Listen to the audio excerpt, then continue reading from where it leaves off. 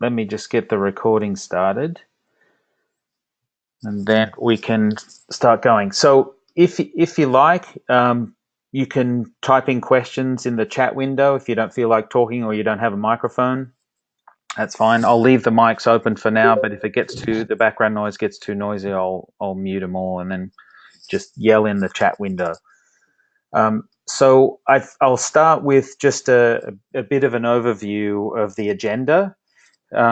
This is training for the sales operations people specifically. So because I'm in sales, that's where it's going to be focused. So this is really for people who help create quotes for people. And there'll be a little bit extra information that the salespeople won't necessarily need to have and what you guys will have. And that's where Grace can jump in. And there will be extra training that she'll do specifically to that. So I'll be focused on that. So we'll start off with Acumatica. Just run through some navigation because probably a lot of you haven't actually been in the interface yet. So we'll just, we'll be going through that and seeing what it is. We'll get into accounts and contacts because that's what's going to drive quote creation. Look at some dashboards. They're ever evolving right now, so we'll just look at a few of them and just get the feel of what it looks like. We'll probably be updating them and adding and changing before we go live. Very important, opportunities, because that drives quote creation. You have to have an opportunity to make a quote, and we'll get to that. And cases is where we'll be doing engineering requests. Also, then we'll get into Connectwise Sell. Same sort of thing, just run through some of the things that, the connection between Acumatica, navigating around the interface, publish and deliver. This is where we'll be delivering either a PDF quote or a order porter, it's called in Connectwise, which is basically a portal that people can go to and view their quotes, customers, I should say. And then we'll just briefly show there's a smartphone app. Probably people in the field would be using that more than anyone, but everyone can download it and and get it and log in from their phones if necessary.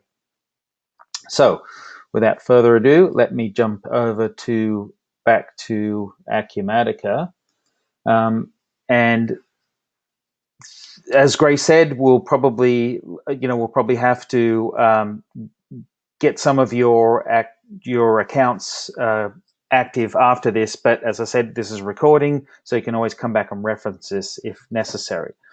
So what we're looking at here is the home screen, the current home screen for Keycode Media. As we were going through before we start recording, this is you when you log in up the top here. When we go live, there will be only one company. We just have some test environments right now, but there will be only Keycode Media. If you do see Keycode Media in the list here, do not go into it. That is, that's going to be the real company. So we're not adding anything in there just yet. So we're using these test environments to do everything. So what we should be focused on is only doing things in Keycode Test. Terry Test is irrelevant these days. KCM Pilot is something else, but we're just going to do all our training in Keycode Test. You'll see here there's a profile, right? So there's my profile here. Not really much to do. There's pretty straightforward stuff. The one thing that's good about this is that you have a home page. I haven't set a home page for my account just yet. I actually did, but I deleted it. But that's where I can have, when I log in, I have it set to my sales dashboard, right? So you might want to have an operations dashboard that you'll have as your home page. So when you log in, it's always there. And if you have, when you click the Keycode Media logo up there, it always jumps to that home page as well. So before we get into some of the navigation, I wanted to go over to SharePoint. I know this is for the burst people, this is for, advance notice, right? Because once you get an Office 365 account, this will be what you'll be able to do. For now, you can't get to this. It's only internally. So what I'm about to show you, if there's any documents you need and you want, I can email them to you. Just let me know. But from your Office 365 window or web interface, you can go to this SharePoint here. And please let me know if you're not seeing this correctly or the icons are too small or anything, and I'll see what I can do. But it should be fine. So when you go into SharePoint, another window opens, right? And you can do this if you want, if you can follow along, but again, you can reference this later. But up here, you'll see a search in SharePoint, right? Because you're seeing my window right now, and this is the one we're concerned with, which is this Acumatica CWS documentation. So if in the search up here, you go ACM/CWS, right, and then hit the arrow button, you will see this here, this ACM/CWS documentation. And so if you go into that, and up here, and again, because I'm the owner of this, I'm seeing, share site and things like that. But to this following button up here on the top right, that will say follow for you. So if you click on it, that means that when you're in SharePoint back here, and I exit out the search, you'll be seeing it here as part of your list.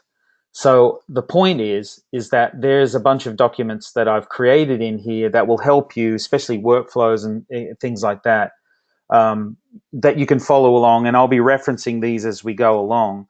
So you'll be able to go back and get to these, at some point, and then just be able to go through the workflows and figure this out. Or you can call me, of course, but this will help not having to call me. So with that said, back to Acumatica, and the first thing we're going to do is talk about navigation. Right, in the system, you will notice down the left-hand side here, there is these buttons. Now, again, we're in a test environment, and I'm looking at an admin login, so I'm seeing everything. Now, what we will see as sales and sales operations people won't necessarily be the same as what, for example, the accounting people will see. So accounting will see things like payable, receivables, financing, things like that. We won't necessarily see that. So that'll be configured. It might look a little bit different when you're looking at it or logged in. But in general sense, this is where you start. This is the menuing system down this left-hand side here. If you don't see any of the modules, right, that you need to get to, there is this more items button here. And for example, I might want to pin the opportunities module to my bar here. And there it is permanently. You can see that configuration is kind of a module that I've accessed recently. So I can, if I was to go to something like taxes, for example, you'll see that appear down here as well. You can minimize that. So you just see the icons, give yourself a bit more space, or maximize, etc. Big deal is the favorites, right? The favorites is where basically I find myself living most of the time, because that narrows down just to the windows that you access all the time, just like any other favorite system. What you do is when you're in a module and you can see these stars next to it, when you hover over something, you can see, and then you can also use the show and full menu or quick menu. These ones are actually, I have already starred in my favorites. I could also click on this to assign that one as well. So that's how you actually get a favorite into your favorites, as it were. Going back to more navigation, you have the main search window. That's like a Google search, just a global search. You type in things like that. We'll be using that occasionally as we go through the training. Also, you'll see things like this here. Grace would have to speak to this a little bit more, but these are the branches. They're a little bit confusing right now because there's multiple, like Burst, Texas is duplicated quite a few times. That's being cleaned up. That'll be cleaned when we go live, of course. But Grace will be going over the branches when she does her training for you, what that means to you. For us in sales, If you're specific to sales, I know none of those people are on this call, but we would just be working from one branch, and that's our home branch. Another thing is the help menu. You can go to here, and there's more bits about the system. If you can't find it in my documents, you can also do searches here. All right, so getting into global search. This is a good place to start because I'm going to do something on a global level. I just want to find a customer's name, right? So I'm going to type in trailer park. Important that you hit enter after you do enter in like this, because as you can see, it's saying no items found. But when I go enter, it goes, you'll see there are different sort of submenus across here. And I can go to the different ones and find things. And obviously, because it's a customer, I'm only finding things in these transactions and profiles window. So you can see, yes, trailer park is a customer. I have a few opportunities open and even a case open for trailer park. So that makes it a real quick, easy way to get to the customer if I need to. I can click on it, go straight through to their customer account. And we'll get into navigating around this screen, which will become fairly common to you once we get into the system a bit more.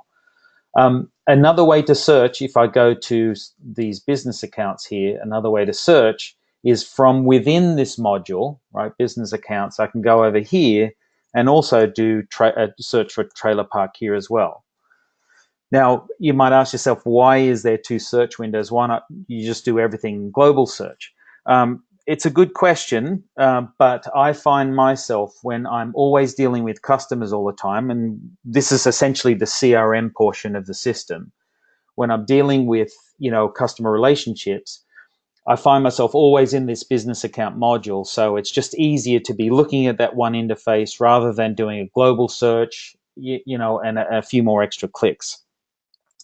That will become even more apparent when we go to discuss business accounts in more in depth, right? And that's actually what I want to do now. So I'm going to share my other screen here for a second, because I want to talk about account types. Now, this is really important because it is the structure of the system, the way it's set up. Now, account types generally fall into three categories in our situations, right? They could be in different fields, business fields, different ways. But for us, it really boils down to prospects, customer, vendors. I think it's pretty straightforward what this means, but just to go over, a prospect is someone that's in our system, but we haven't done business with or haven't sold anything to them. A customer is someone in our system and someone we have sold something to, and a vendor is someone that we buy from, right? So for the burst people, this may not be really mean much, but for the Kiko people, this is very pertinent. And today, in our old systems, in our legacy systems, or the ones we're actually using right now, we have two databases of customers, two CRMs, as it were. One in SalesLogix and one in Sage, our ERP system.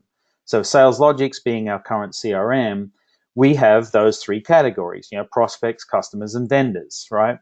One of the whole reasons why we're moving to this new platform is the fact that we have a separate and sometime not referenced to each other database of contact in Sage.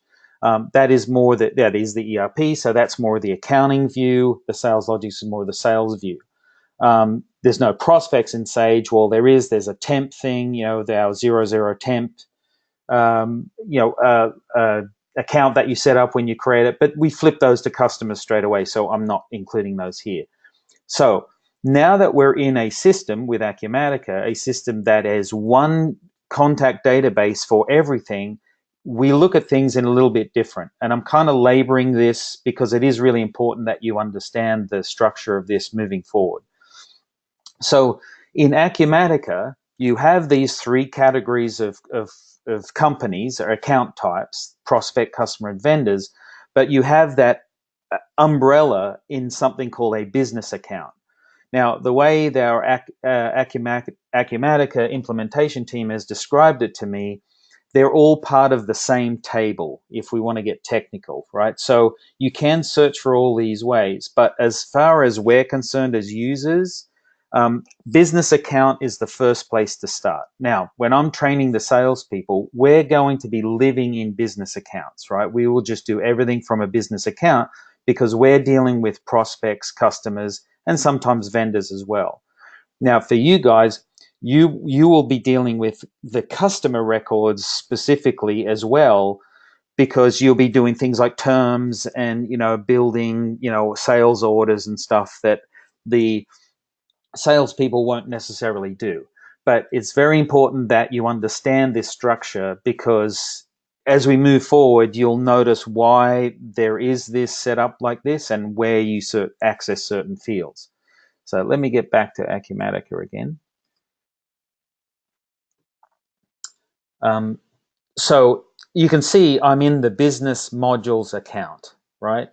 If I wanted to, I could be going to somewhere like payables and I would see, is it payables? Is it receivables? Customers here, right? And I could, let me do that, right? So I'm going to add that to my favorites. So when I go to favorites, I will see that in customers, right? So in customers, we're looking at, and I will look at trailer park again. When I look at this customer record, right, I have different attributes and things that I wouldn't see in the business account record. For example, terms, right? This is a test environment. Trailer park actually does have terms with us, but that's being set up as we speak. So I'm going to stick in business accounts mostly. And as you see, if I now click on trailer park in business accounts, I don't have the terms part set up, but I do have extra sort of more CRM information. It's like a class ID, which is, they're an A-list client, that sort of thing. I will know what industry they're in, right? I will see activities listed here of what I've been doing. I made a prospect call, there is a task open right now, etc. So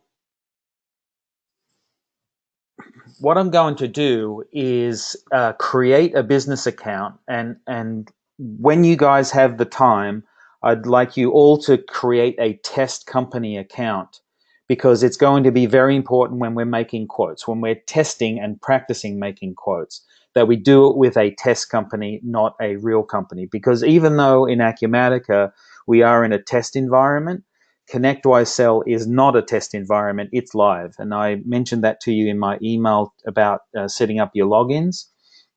We don't want to be sending, fake dummy quotes to real customers. That wouldn't be such a good idea. So this is how we set up a business account. So in this case, I'm going to be setting up someone that hasn't done business with us, so they'll be a prospect. And so as soon as I hit this plus button here on the business, inside the business account module, I'm presented with the setting up a business account window, right? So first thing is that this business account here, and you'll notice that there is a red star onto it. That means it's a mandatory field. We need information in that. When the system goes live, this window here will have it'll say new, because it'll be a number, right? It'll be a number that will be assigned to the customer when we click the save button of this record. Now, we're not actually there yet on this test environment, so I'm just going to type, hopefully this will work, 123X, right? Which is a completely the wrong ID. So please don't use that as a good example. It's a bad one. We'll have proper sequencing and stuff of customer names. But right now, just to move forward through this training process, I need to put one in. So if I go to something called Terry M Company Test, just something that's obvious that it's mine, it's my test company, right? Here's where I'm going to find the owner, and I can type in my name. There I am. Click on it, click select. And going back to details here, I can hit save at this point, and that company is saved. But I just want to add a few more extra details, which is, phone number and address, right? This is important because this is going to transfer over to the quotes when we make it. So I won't put my cell. I'm going to put the company's Burbank address. Really, no, the email and attention to is an orders, like a shipping thing. Grace might get into that right now. I'm not going to focus on that. I'm just going to get in just the regular data. South Flower Street, Burbank. And you might have noticed I didn't click on the field to get there. I just used the tab key. So here, and now I'm typing CA there, postal code 91505. Oops, 91. Is that right? 91502, isn't it? No, I don't know. Someone can tell me that. All right, so Yeah, that's right. What is it? Okay.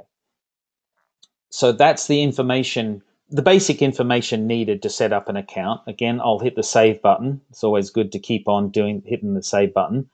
What is important to do is that every account needs to have at least one contact. Vendors, not so much, but with business accounts, we need to have a contact, especially if we're going to make a quote.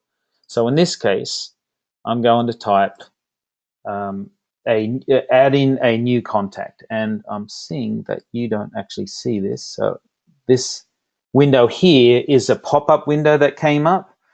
So I'm just showing you that now. So the new contact, you see here how it's got new. That means we don't have to enter that field. Now, if I go back to, no, actually, I'll keep going. So I'm just going to go write test. Last name is Terry, something quite obvious. And I'm going to put my key-coded email address. This is very important, right? That there is some email address. We're not too concerned about phone numbers for Terry, but let's put one in anyway. Most important is the name, first name, last name, and email, because we can't make a quote without those fields, right? So that is fine. We'll leave that. It's using the same account, the same addresses as in the account. So I'm going to hit save and close, and that dropped me out. So I'm going to go back to my screen, and now you'll see inside the business account under the contacts tab, there is a display name or a contact called Terry Test, or Test Terry in this case, right? So that is setting up the basic information, and I'd really like you all to do that at some point. And sorry, I'm just reading some of the chats. I'll get back to those in a second. But yeah, to set up a business account, and I'll just do another search. I'm going to do Terry as the search. Oops, that's all me in there. So I have a Terry Test. Right, there I am. Looks like I was already in there before, but this is the one we're dealing with. And then make sure that you set up a test contact, because we're going to be using that from here on out, and you'll be using your own. So what I want to do next is to show dashboards. Okay, so as I mentioned at the beginning, dashboards, excuse me, dashboards are a really good way well, sorry, what I was mentioning is that the dashboards are a work in progress. This is not part of our implementation. We have to actually come up with our own dashboards. So we've done some. They're going to be tweaked and evolve as we go along. But the dashboards are all in this data views module here. I've also got some of those specific dashboards that I want to see in my data views and my favorites here.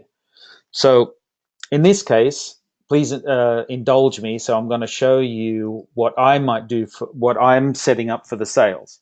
So this is a typical view for sales. It has these, what they call KPIs, which I can see my activities this week. my activities from last week, and then I have like a view of, just a breakdown of what is in that, and that's the different types of views that I have. Now, the way these things operate, you will see highlights, right? Sorry, links, hyperlinks. So I can, in this case, I've got a what's coming up next sort of table. I can click on the company. I can click on the actual event that I've scheduled, because there's the event. It's the type is an event. I can click on that to navigate to it. There is reasons for these colors, right? If you say, hey, I don't like sort of pinky red, there, and you see this one is orange.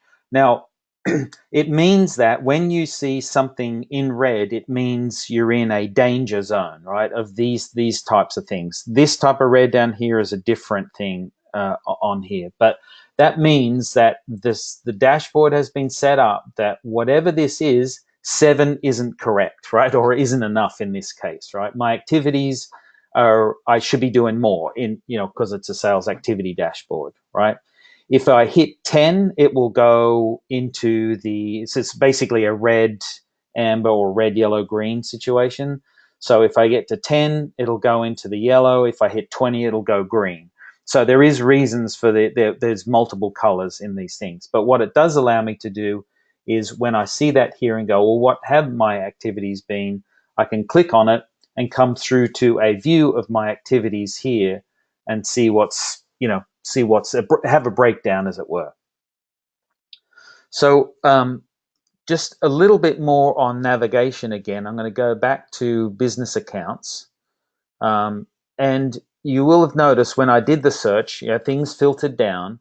But what I'm searching in is all records. So if I just clear this, I'm now looking at 17,578 records. That's what we have in our database. And I believe that doesn't include the burst customer data, customers being brought in yet. So again, this is still being worked on.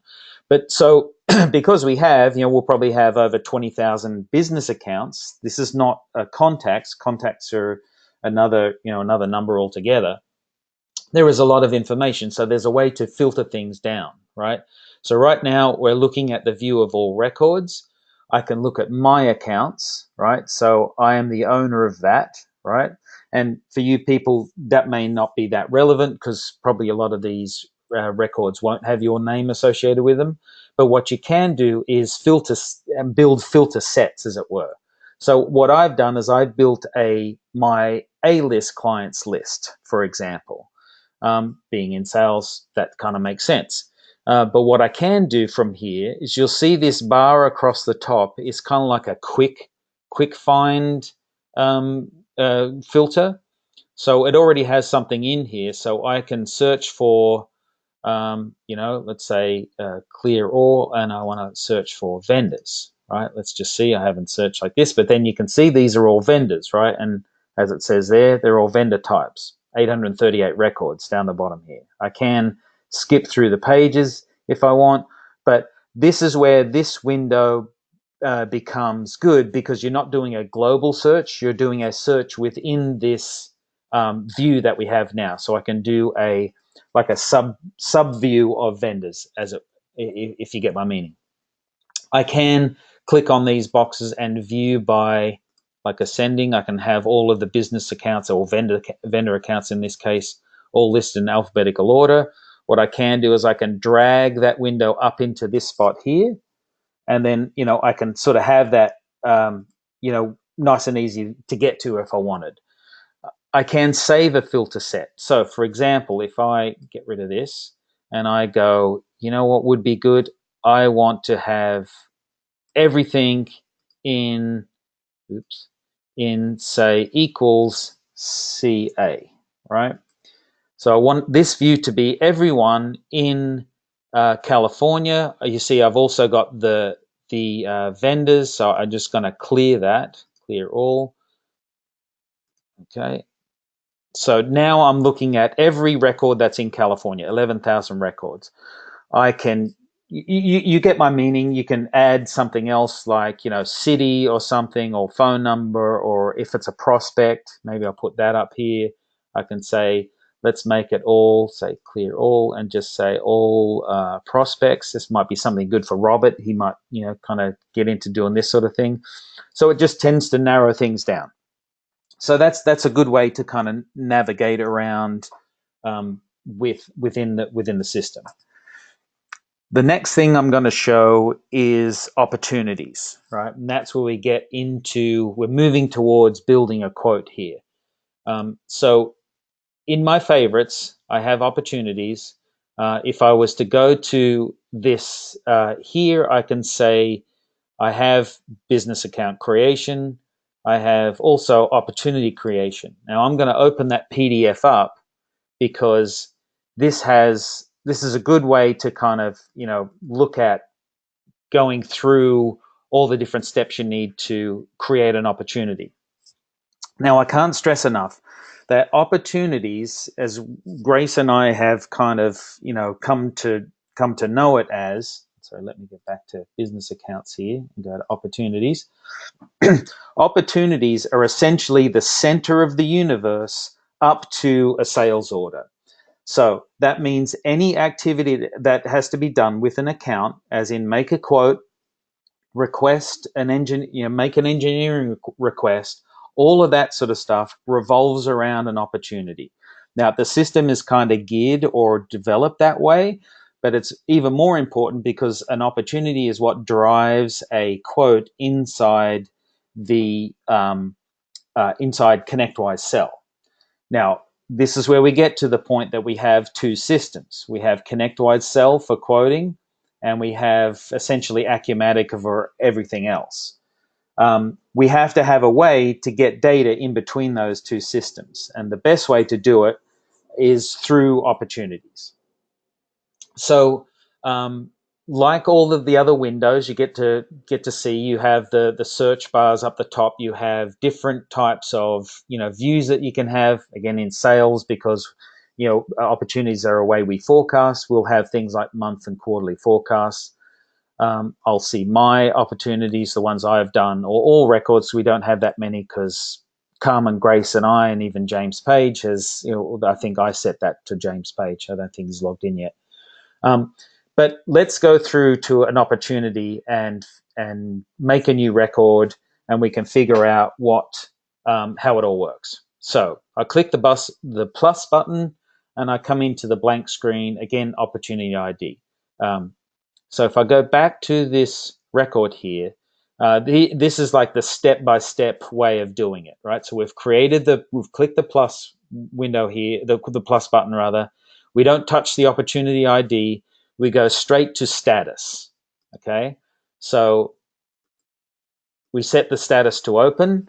Now, one might ask, why doesn't it set it to open straight away? There is a good reason for that, because some opportunities will come to us not by a manual way, right? If that's not making sense, I'm making an opportunity manually, right?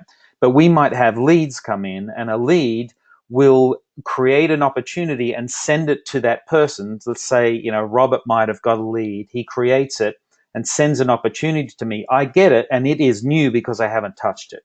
So that's why you have this new open, and of course you can have it lost as well. Set that later on. So the next thing back in our document here is we have to move to the class ID, right?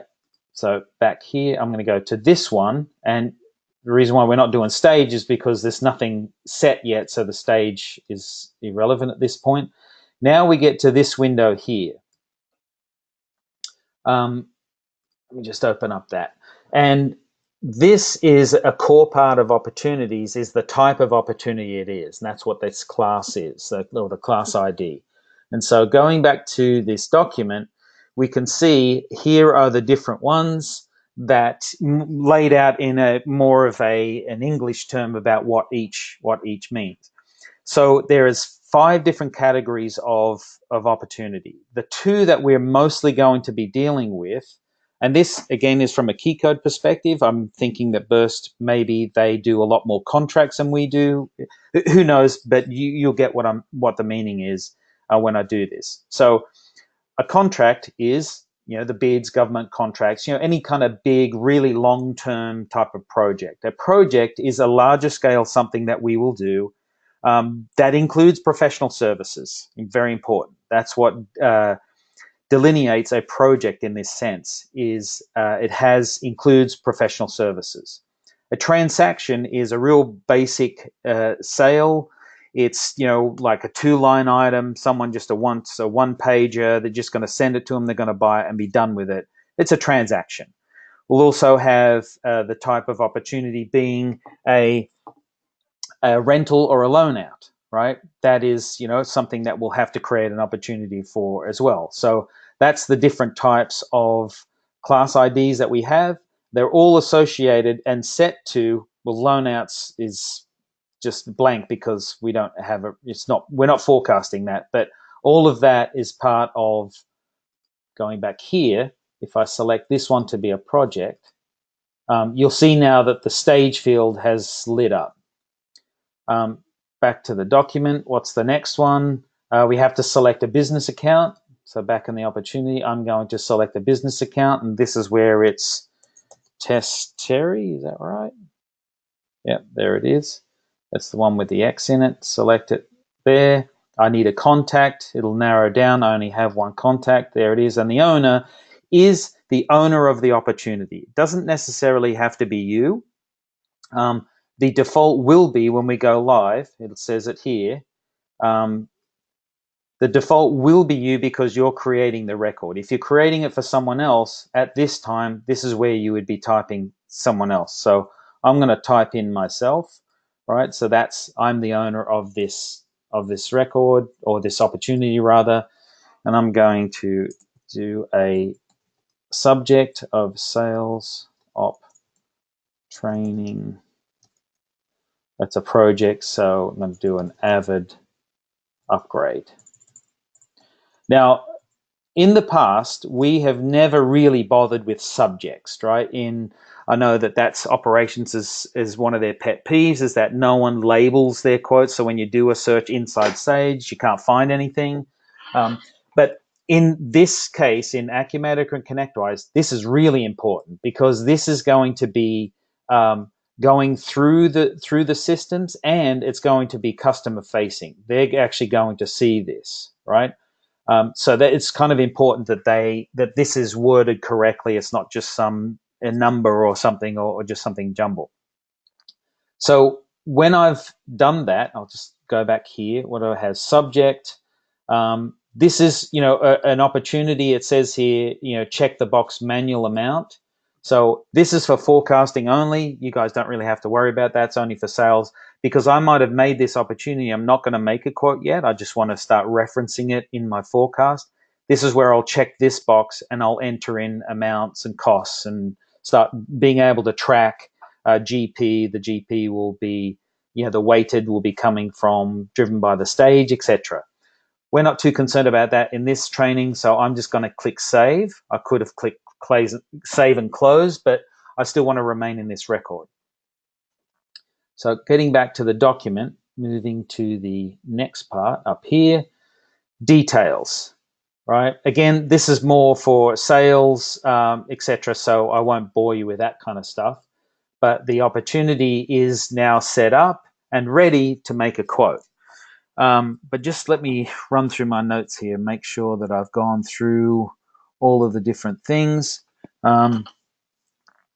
That's pretty much it. For opportunities. Just before I start jumping and start making a quote from this, and I'll just show you from here, you'll see actions. Ignore all this stuff because some of that won't be visible to you, and you can see some of it's not visible to me, or I can't do anything with it. It's these two things down the bottom here, right? Create cell quote and download cell quote. Those two things, when probably by the end of this week, will be buttons out up here on this menu bar here, right?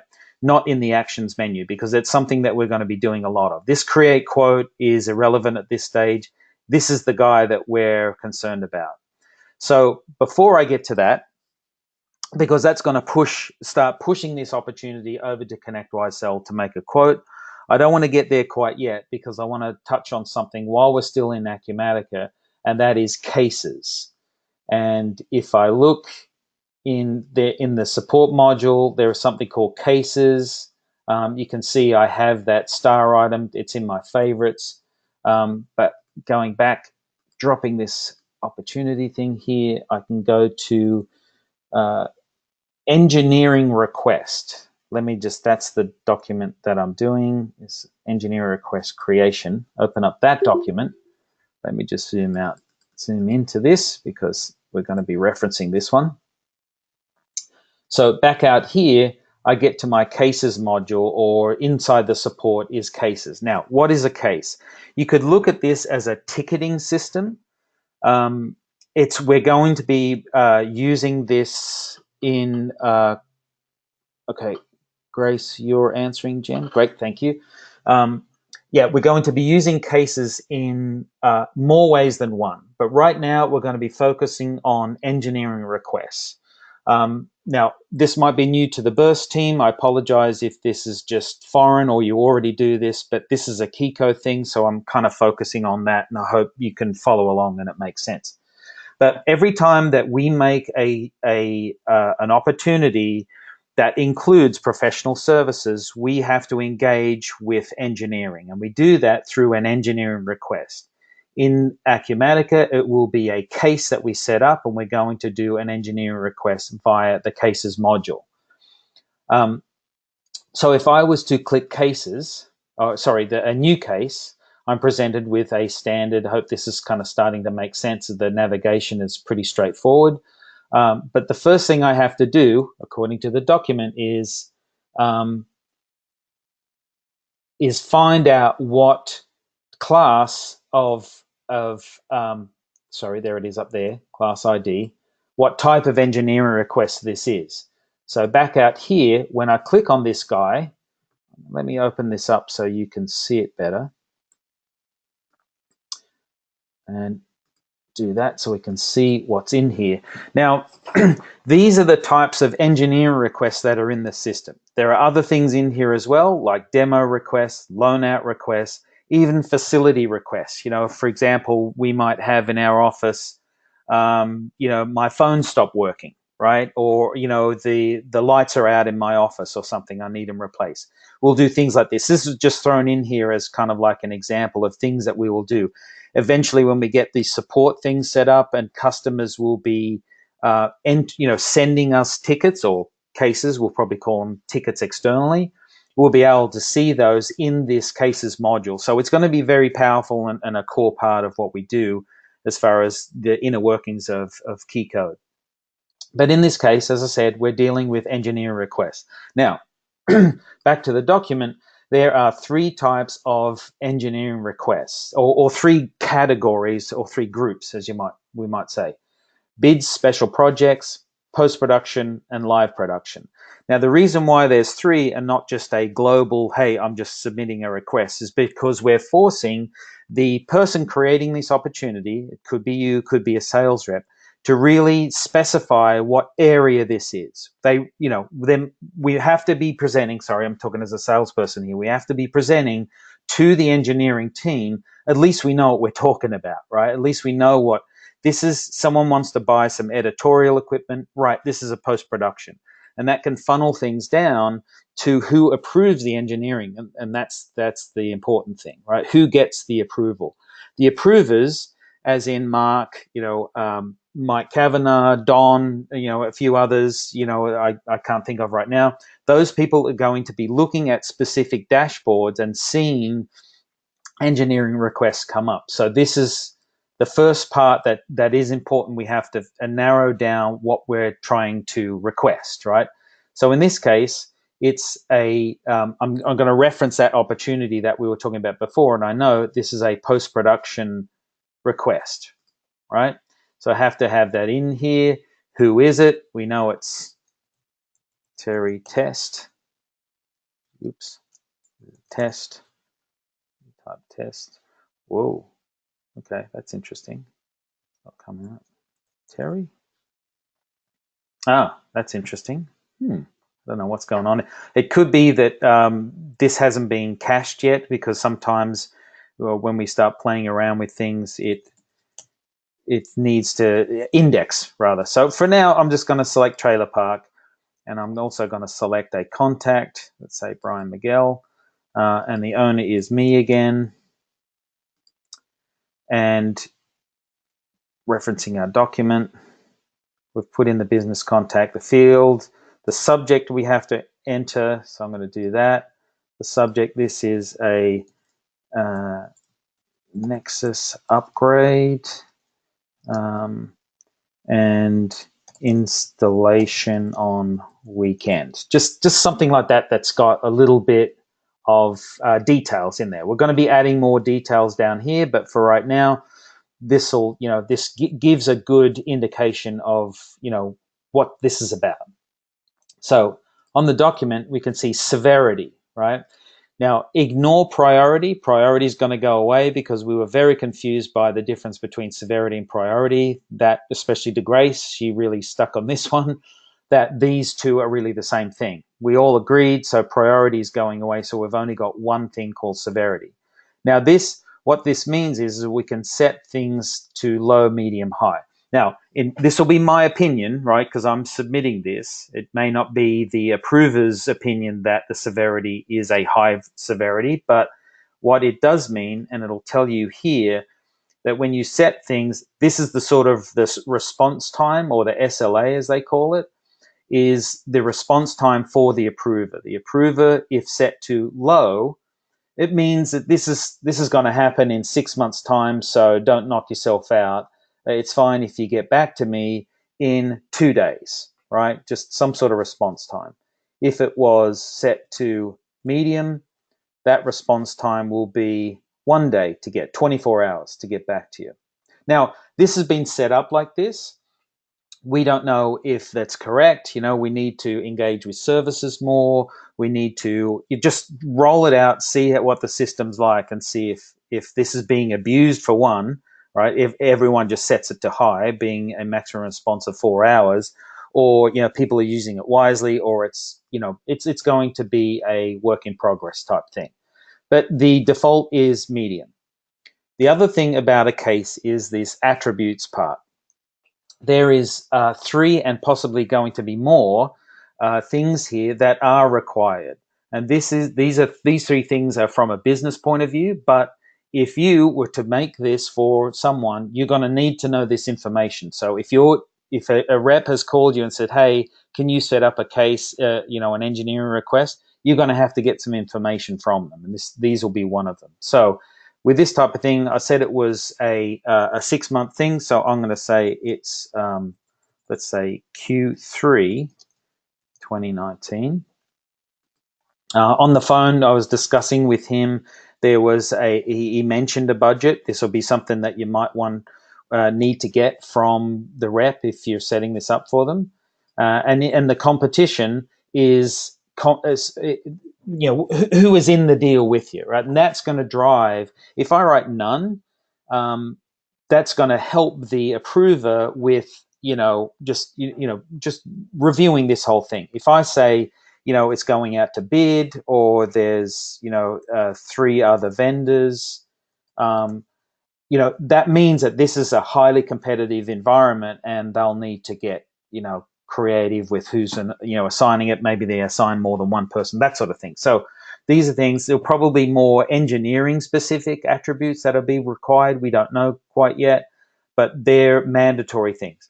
And what I'll show you here is that if I leave one of these fields blank and I hit the save button, it'll throw an error. And I'm sorry, you're probably not seeing that error. Let me see if I can show you that error. I think you can see that now. So that is a pop-up error that's thrown up, and it says error, there are empty fields, right? So I'm going to click OK to this and go back to my Google screen, and it will tell you, hopefully you can see this. If I can zoom in, can I zoom in? I don't think you can, that's making any difference, but you'll see here that red box is alerted me, and up there as well, that there is a mandatory field that saying cannot be empty, right? So these are things that engineering team and all that kind of stuff will be mandating. So we have those fields, filled even before you're able to save it and move on.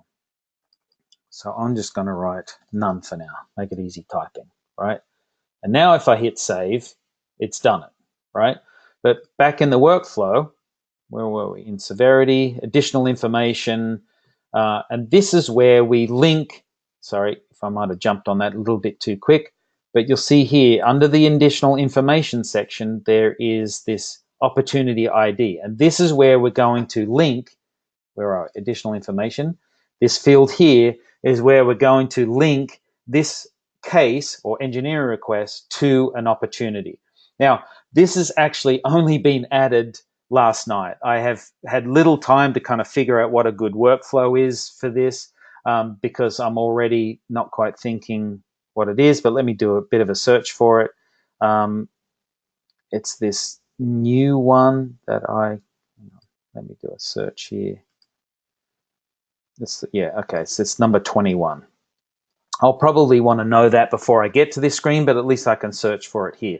So at least this opportunity and this case, in this case, case ID number 3, are linked together.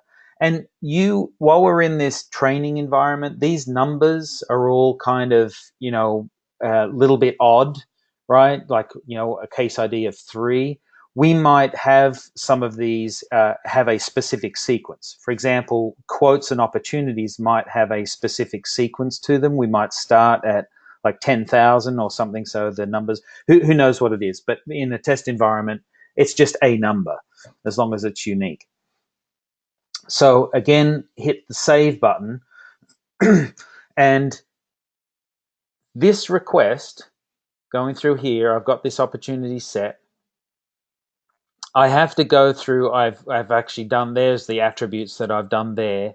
And here is the last piece of an engineering request is the notes, right? So that's in the detail section, and that's this big fat window right here. You can, knock yourself out. You can add bullets, numbering, insert tables, etc., all sorts of different things to explain what this, what the engineering request is. Information vital to what the approver needs to know. If he gets this and it's blank, he'll probably reject it, right? We are probably going to add things like activities, like a task, and that task will have like a basic SOW needs to be included with this engineering request. Work in progress on that one. We've been talking about that and what we should do.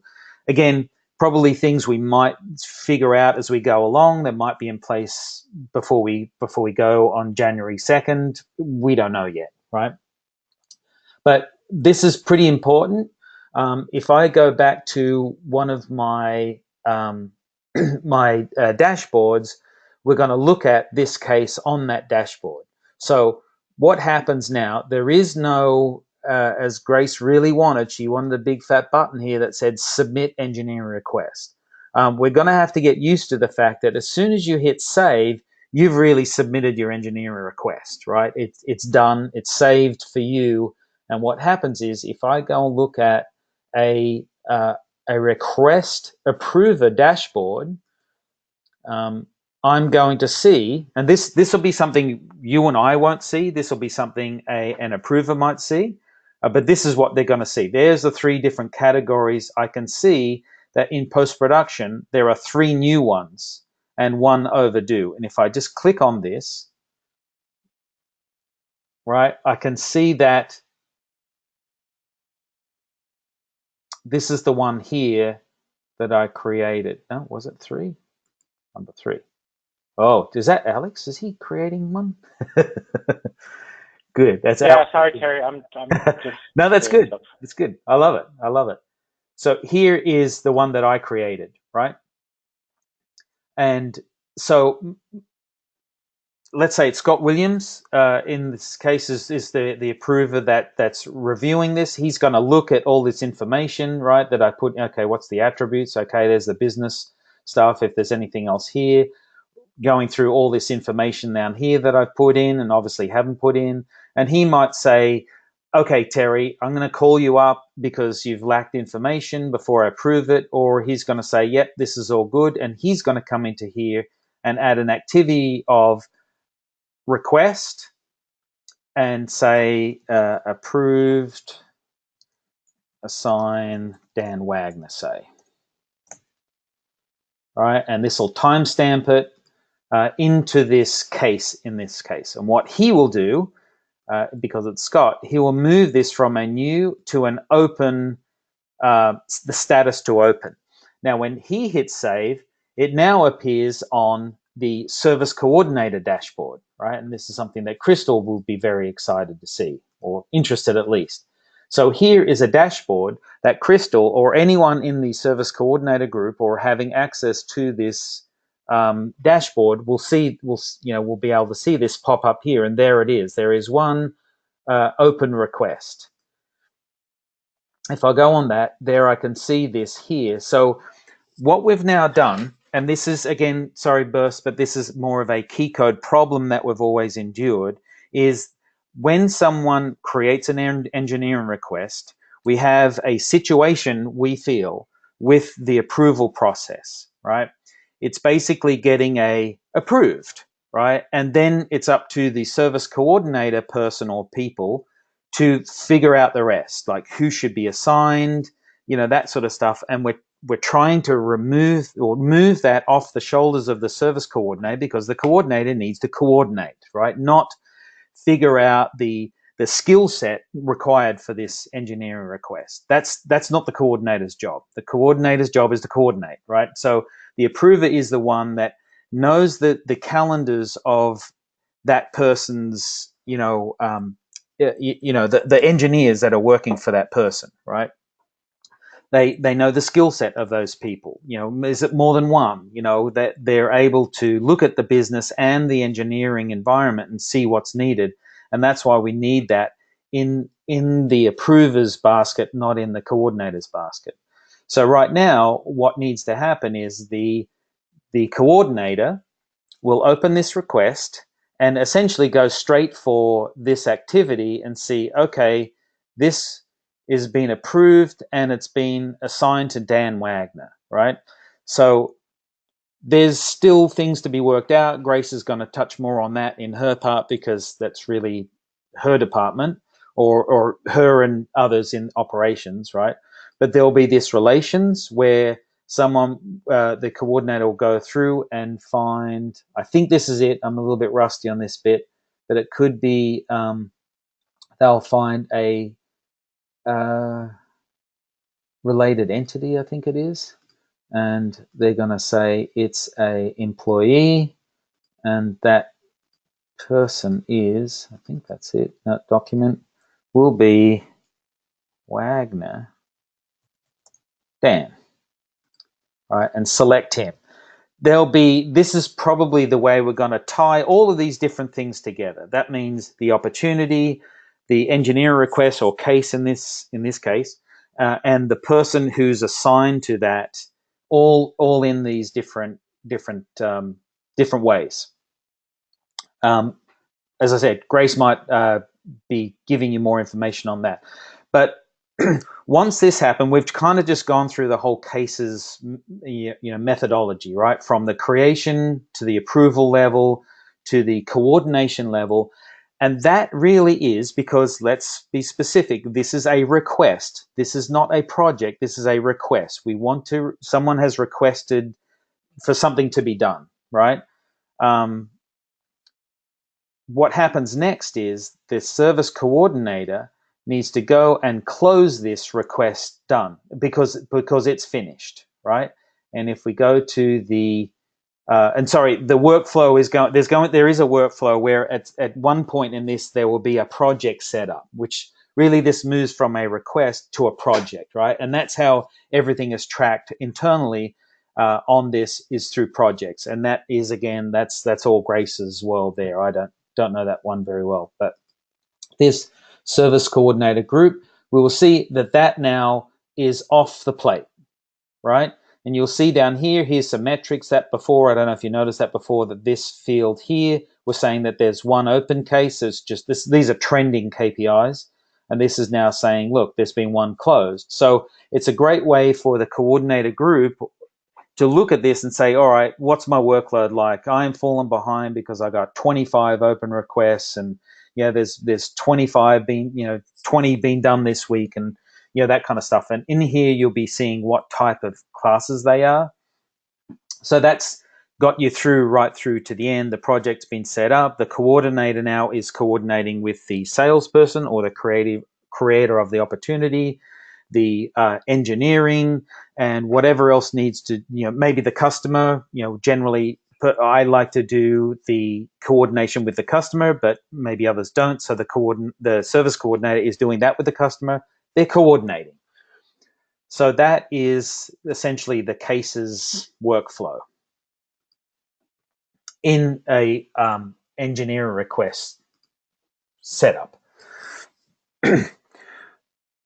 So any questions at this point before I get to Connectwise Sell? Type them or speak now or forever hold your peace. All good? So I'm going to go back to the opportunities because now I'm going to move into the realm of quote creation. So here is, and thank you very much, Alex, for setting this up for me. Right, he did one as well. I think it was 21 is the one I did. I'm now going to kick off a quote from this. Now remember, this is the subject that we were looking at. This is the opportunity ID, which is also going to be carried over to this. So just as a point of reference, just so we know. So now if I go create cell, we'll get an indication over here of what's happening because it's gathering the information and sending that over to Connectwise Cell. So we have this this little spinning wheel and a counter, which is pretty helpful. It generally takes, I've found, about 18 seconds. No, it's going to go a little bit more, 19 seconds. And you'll see there is a tick.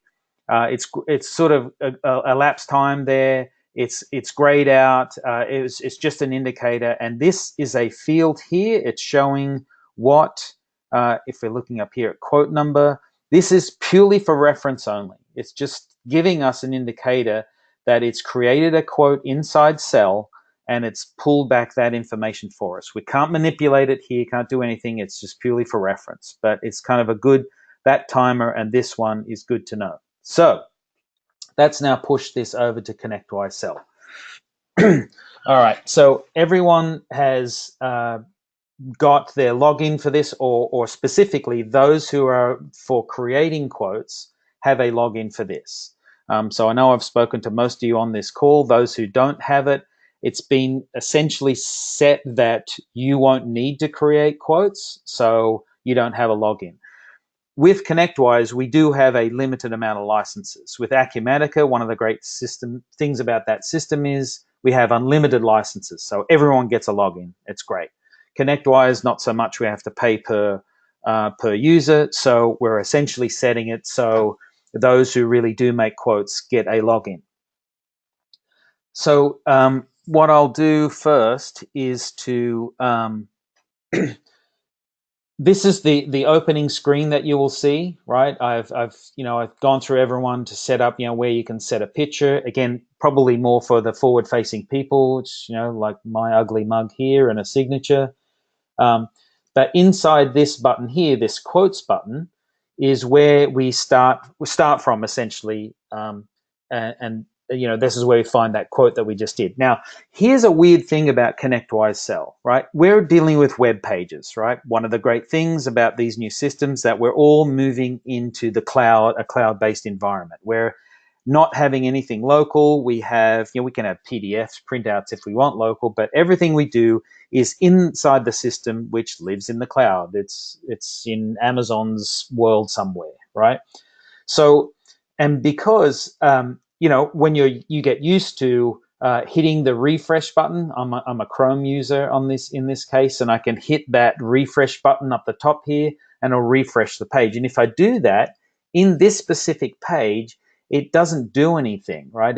I don't see that quote appearing at the top here. Inside Connectwise Cell, and I'm glad I'm recording this because I'm sure it's going to stump some people, you have to hit this search button, which is like an internal thing that'll search for those and give you the latest a refresh, as it were, right? And you see, there it is. There's the quote that I just made. The contact, it was Terry M company test is there, and I'm the primary rep. I'm the person that made it. That primary rep field we'll get to in a second. Now, while we're here, we can do things like we can narrow searches, right? As you can see, this is also, we've been testing with this system, and we've created almost 1,200 test quotes. None of these have gone to any customers yet. So in the real world, that's going to grow even more, right? So everyone's going to be using the system. There's going to be multiple quotes from multiple people happening at the same time. So it's going to get pretty confusing. It's pretty easy for me to just go, oh yeah, I just made that. It's at the top here. It's very, it's nice and easy. But I can always narrow it down to just me, right? So it's just the quotes made by me. I can also, narrow things down by quote name, account name, created date, or maybe I can leave this as created, today, right? So I can just see the quotes that I've done today. Let's try that. It should be only that one, right? So, and that follows you. You have to hit reset, to get out of that. But it's kind of a good way to filter things down, right?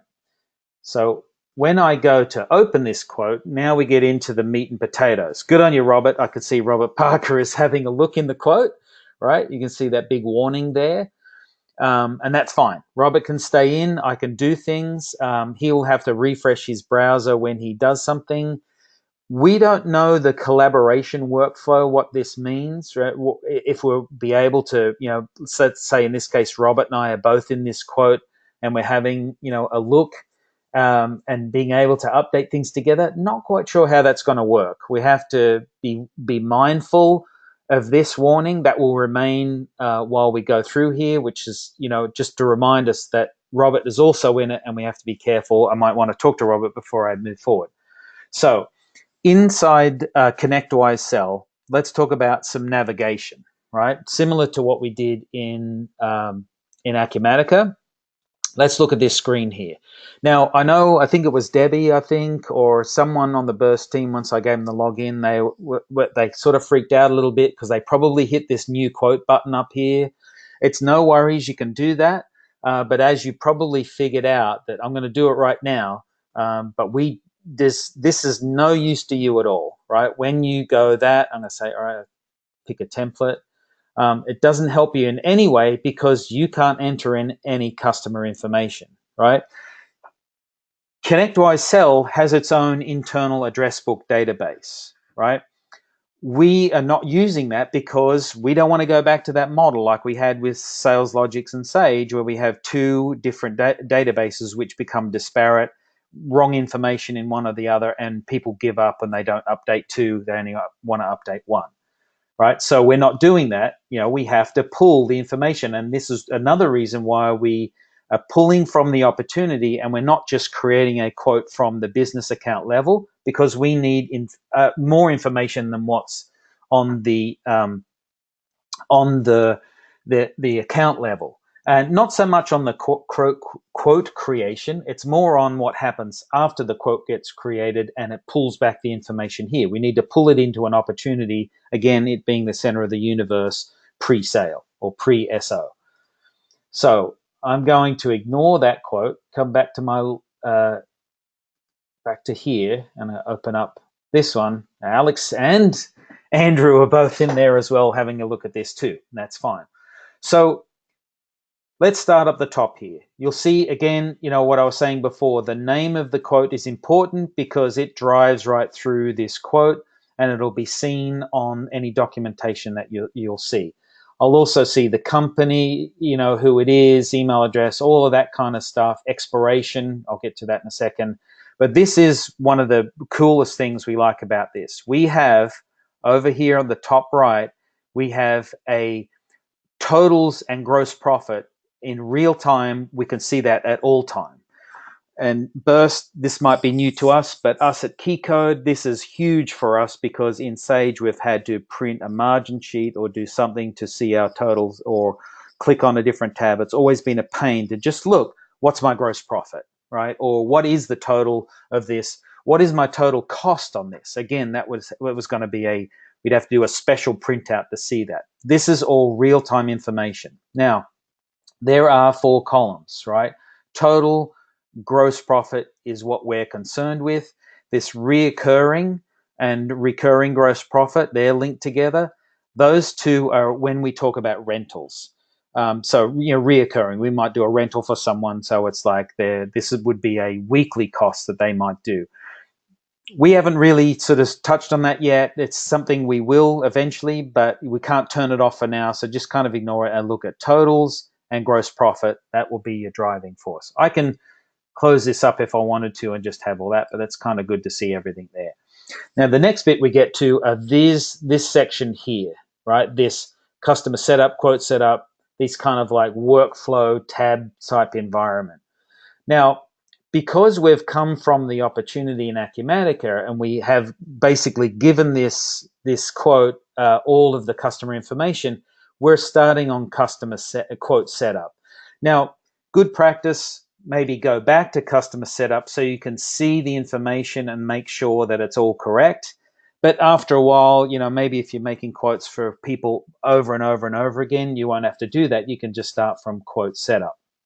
Now, looking back here, we're only going to be concerned with bill to and ship to. This quote to send to is a little ambiguous in our minds, but these 2 fields here are what we're focused on. It's the same thing. We've made a company that doesn't have much information with us yet, so it's just filled out that in the all account roles. The default is advanced. There will be terms coming over with a customer. Their terms will be coming over in here, but the default is advanced. I can change that if I need to, but let's not bog down into that just yet. So there's the customer setup. I'm back to the quote setup. Now, moving down into this initial setup field, we have to make sure certain things are correct. So, for example, it's pulled the quote name from the opportunity. That's what this is up here. So we don't really have to do much about that. There is the remote ID. Good to know. It's automatics, but if I ever need to reference back, I need to know where that is. This is important, of course, is the expiration of the quote. The default in the system is 30 days. For key code people, it used to be just default to the end of the quarter. We can't do that in Connectwise. So it's always 30 days out from where you make it. Be mindful of that. If you're doing some sort of end of quarter, end of month special, you'll need to set that expiration date in here. The location, also important. This is your location or the person that is in this primary rep field here, right? That is good for me. It's Keycode Media. I'm in California, right? That's my location. And what that means, why it's important, is that this is the information that gets pushed or put on the quote that gets sent to the customer. We have multiple offices now, so you have to make sure that you're in the right location, right? So if I was Burst, Colorado, that would need to be set to this. Probably wouldn't be me. And right now the inside rep it defaults to either myself or I think it's KCM admin, something like that. That's essentially where you might put your name. It doesn't really translate into any other area, so I don't know if it really matters. It might matter right here. It might be a way for Grace to be tracking, or just for you guys to track, did I make that quote? Did someone else make it? That sort of thing. We're still kind of working that bit out, right? But very important location. And of course, if you're making it for someone else, you want that primary rep person's name to be in that field there. Quote notes, these are internal notes, I think they are. But it might see, don't forget to get post-production tax exemption certificate or something like that you might want to write.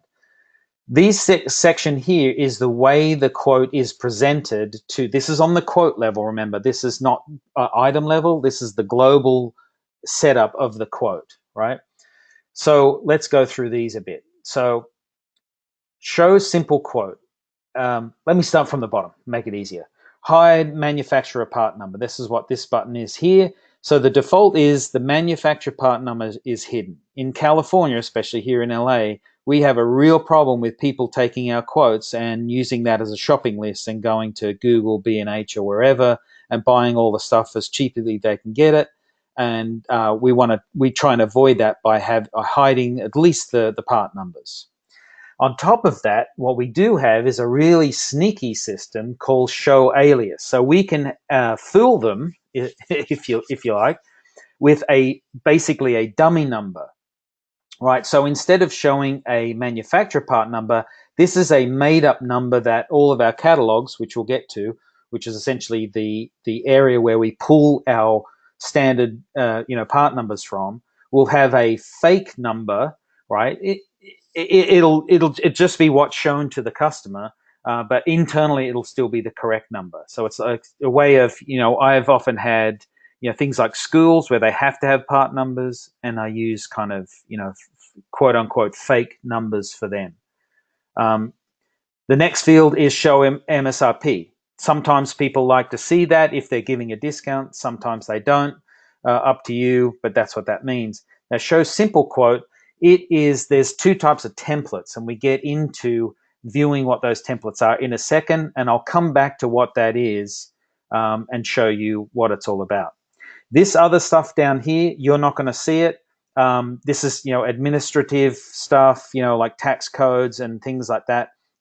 We won't be doing that. We'll be using Avalara or Avatax. It's all not set up right now, so we can just ignore that.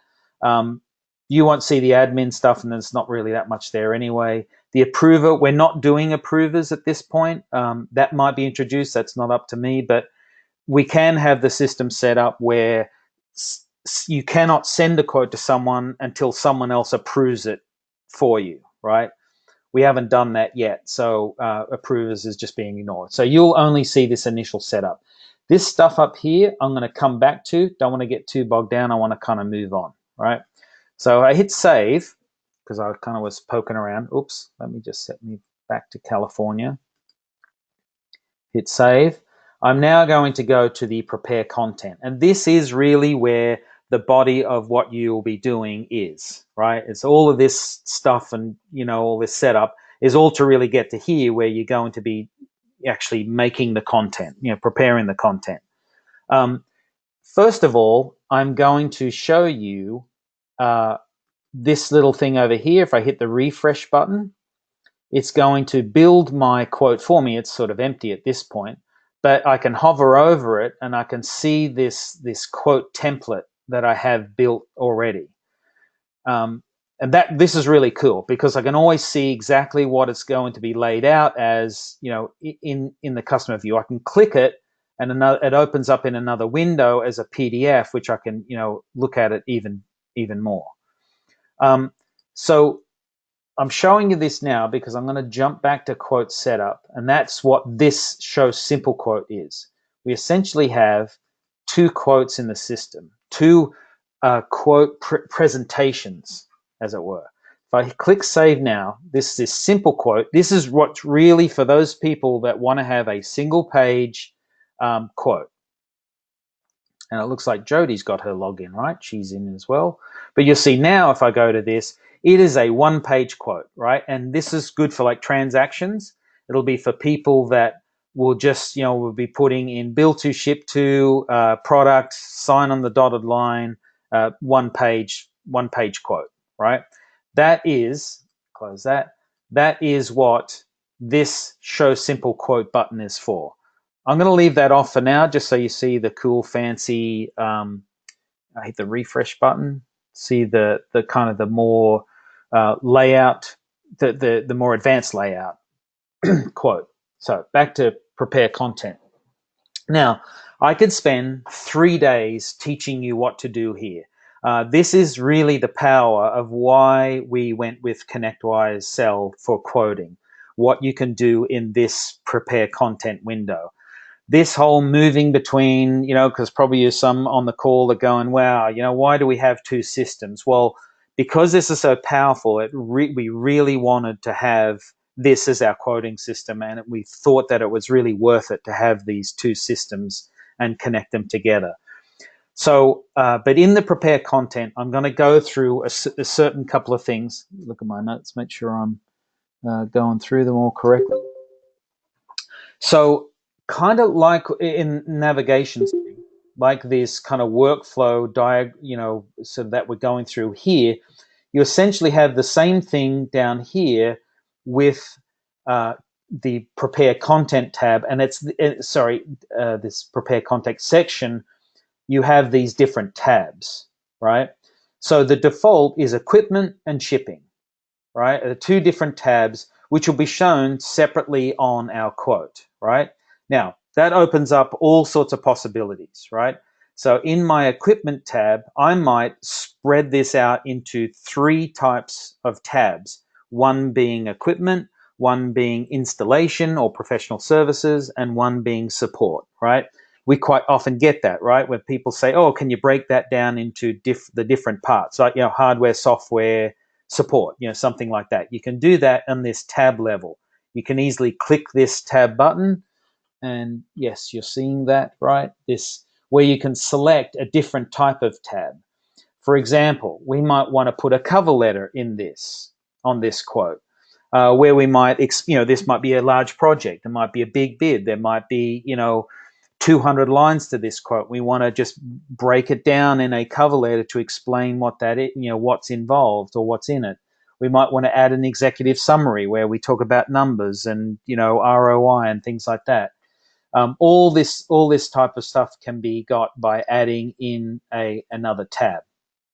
We can also, in this case, I might want to click on that little down arrow, and I might want to just say duplicate tab, right? And here it is, it's giving me a name, and I might call this software, right? And there I'll have 2 different sections. If I go to this and say rename it as hardware, right? I've now got 2 different sections that will appear on my quote. Nothing is showing yet because there's no part numbers in it, right? But we will show that any second now. So think about this as the different, right now in our current quoting system, and I believe if Burst is using Excel, you might be able to have tabs in Excel. I don't know how you guys set it up, but essentially if you want to break things down into sections, it's sort of in a more vertical sense, right? Where you might build things, down the page, you might put in headers, and you do sections like that. This system works totally fine within a given tab like that, but you can look at this as inside a tab you have vertical representation, and you also have in this tab level horizontal representation. So you kind of have both. So I'm going to get back to that in a little bit. First of all, let's start putting in some product, right? And there are 3 ways to get product into the system. One is called this Edelweiss search. And I think you, or most of you might have seen this inside at one of my presentations, the company presentations. Edelweiss search, right? Edelweiss is a company, I believe, or a service that allows us inside Connectwise to go out to distribution, Synex, Tech Data, and Ingram Micro, Ingram Micro, and search live their systems, right, and see what we got. So here's a pretty straightforward one that I like to do. I'll just do reset the search, and I know that I always sell a APC UPS unit, an SMT 1500. So here is a search.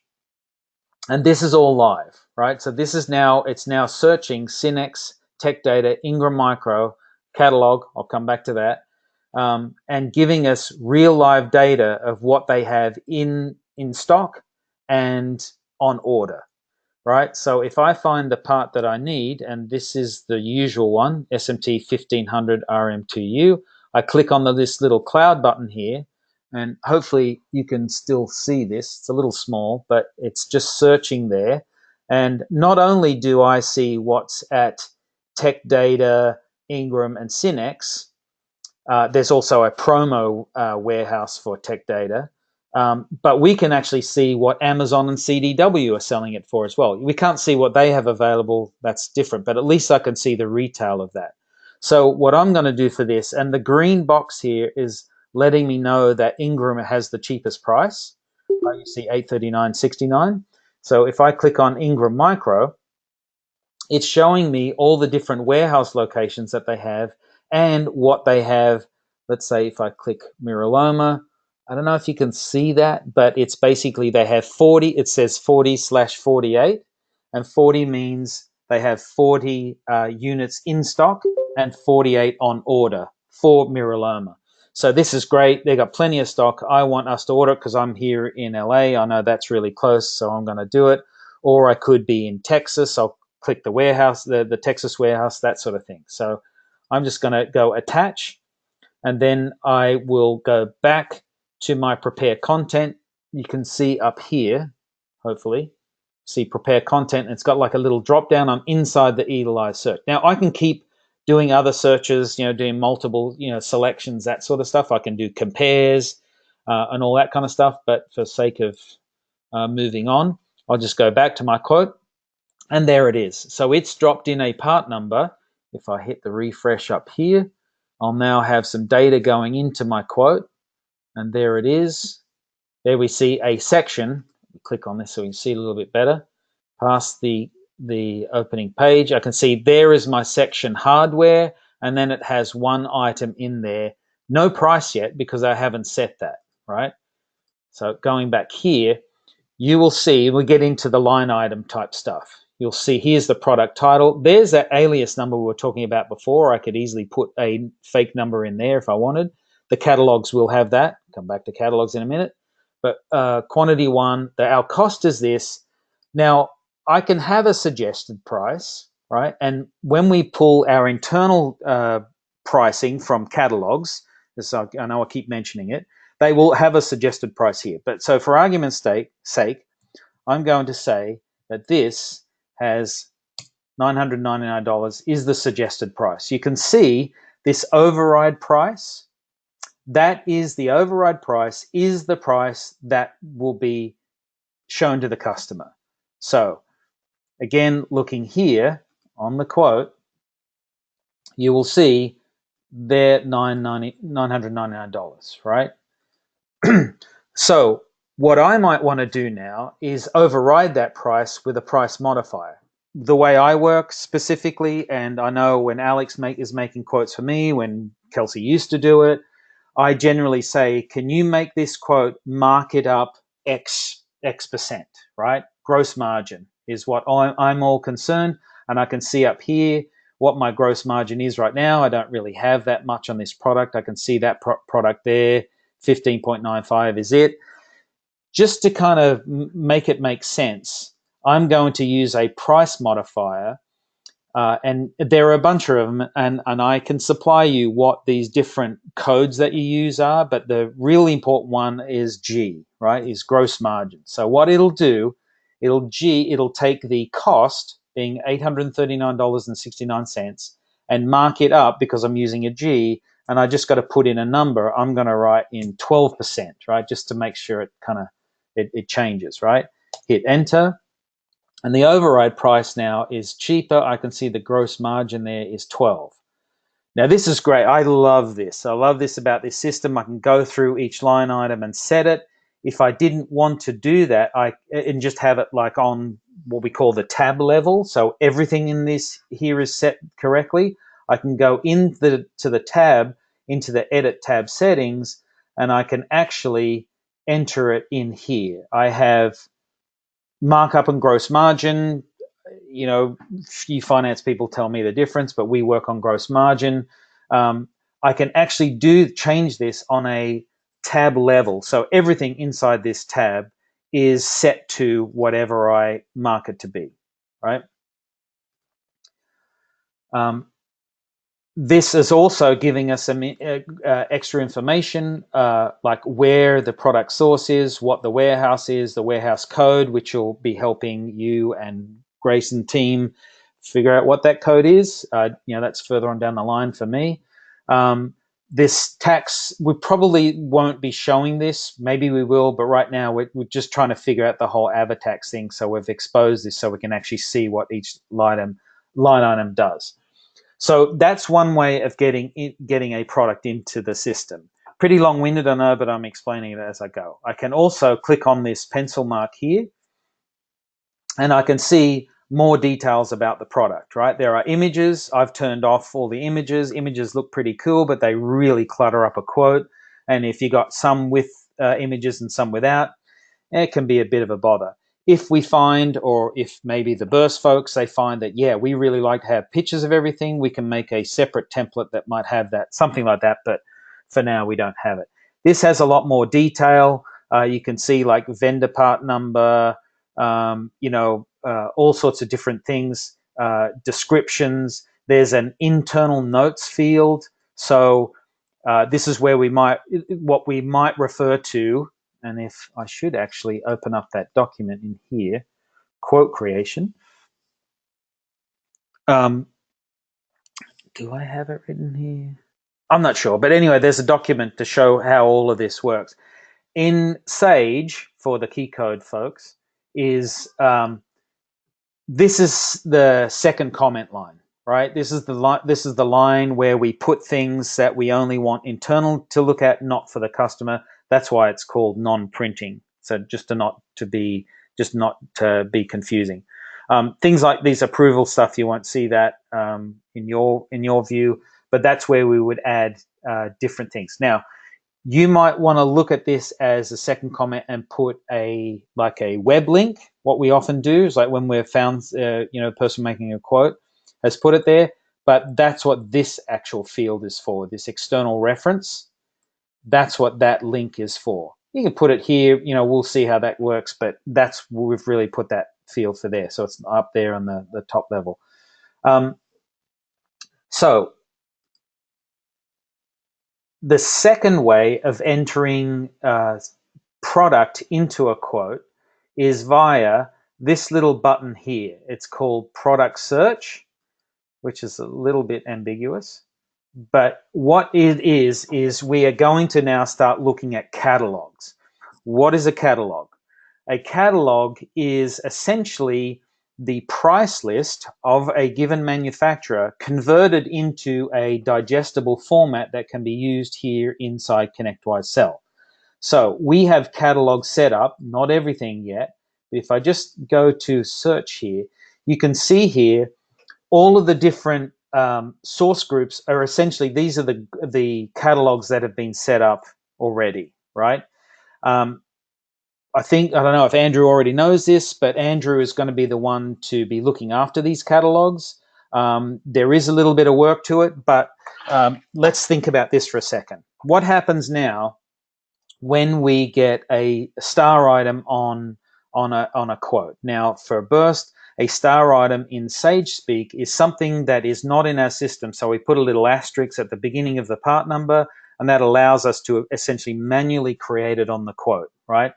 That information has to be checked, right, by you operation folks. It has to be checked. The pricing has to be checked. The wording, the manufacturer, who they are, if they're a vendor already or if they're not. All that type of stuff has to be set up to an item. We're essentially moving that situation to the front of the queue rather than the back of the queue, right? So it has to be done somewhere, right? So we're now doing it at the front with these catalogs. So catalogs, when they get set up, are put into the system and available for people to search. So what I'm going to do is I am going to cancel out of this because I'm just going to set to all sources here. My catalog view is essentially this, yes, looking at these price lists, but it also allows us to look at our inventory. Really important, right? This is how we're going to be checking things, not just at Ingram for what they have, but what we have in our own warehouses, right? So to make it nice and easy, because this is what I've been using for testing, the manufacturer name, I'm going to type in Avid, and just for the product title, I'm going to type in dongle, because I'm going to add a MIDI composer to this, right? So just by limiting that, I am finding everything that's the manufacturer name, right? If we look along the list, we might see something that says the manufacturer. No, it doesn't. Oh yeah, sorry there, source, right? The source. This is the catalog called Avid Video. Now in Avid, for those of you who do a lot of Avid quotes, we've split the price list up to Avid Video, Avid Audio, and Avid Global Services, right? So the three different catalogs or price lists. So I can see here in this view, if we had that on hand, I'd be able to see, because I'm going to use this guy here, right? Media Composer, Perpetual License New, the standard Avid Media Composer. And sorry to bore those who don't do much Avid work, but we do a lot here in LA, so this is pretty common. So this is it here. Now, I would be seeing this on hand or on order from our own warehouse, which is great, right? Because I might also have, maybe not in this case, but in other cases, I might have something in B stock. So I would have this exact same thing in a line below saying B stock, and we have two of those. So we can start utilizing, our B warehouses and stuff like that when we have them, because me as a quote creator, I often don't know if it's available in B stock or whatever. It's sometimes a little bit challenging to find. Apologize for those who make lots more quotes than I do.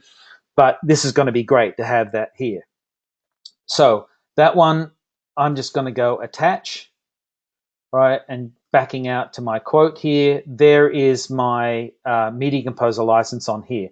Now, here is all the catalogs have these alias numbers, so I can utilize that there for this.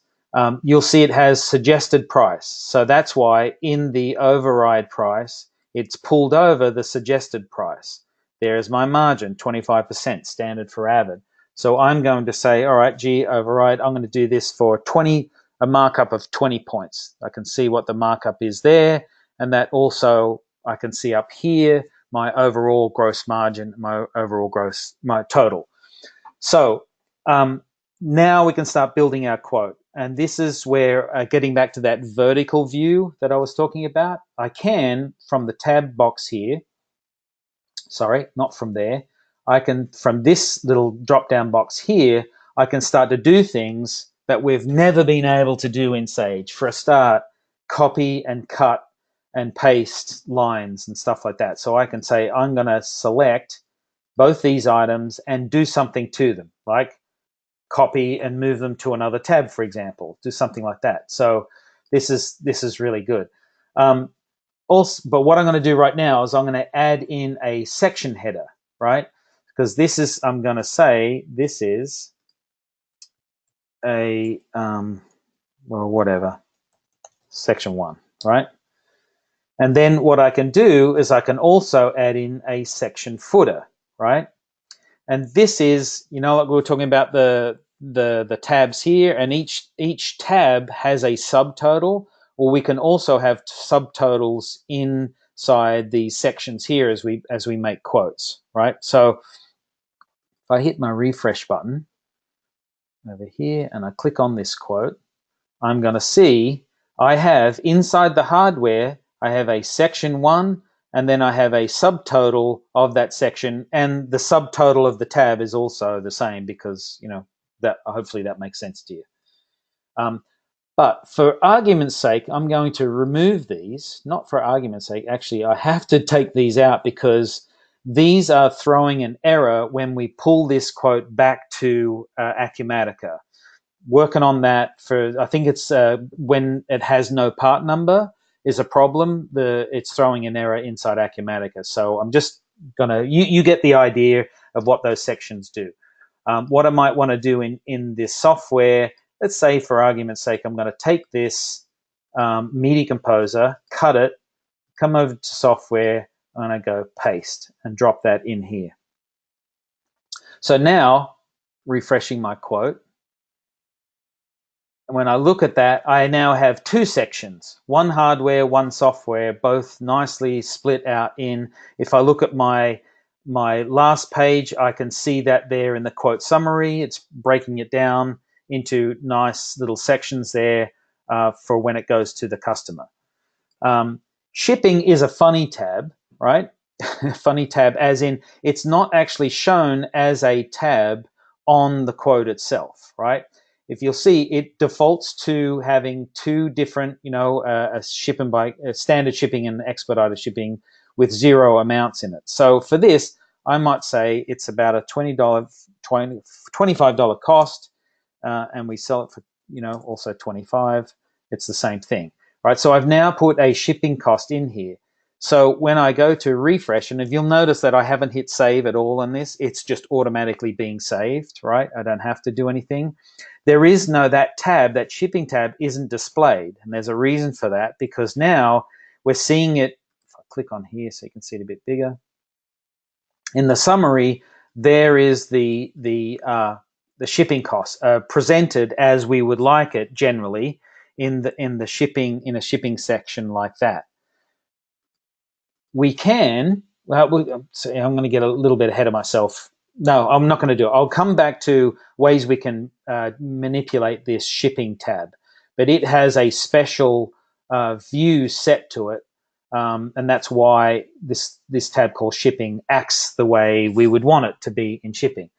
I'm going to get back to the third way of introducing products into a quote, and that is via a copy-paste method. This is really powerful. It really helps us with bids that we get or quotes that we get from manufacturers. They have to be in Excel form. That's the only caveat.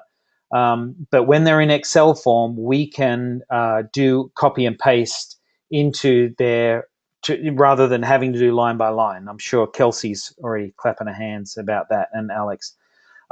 So what I'll do is I'm going to just bear with me for a second. I'm going to find a test quote that I have. Where is it? Sorry, stand by. Where have we got here? So hang on, let me just do this. This is nice and simple, right?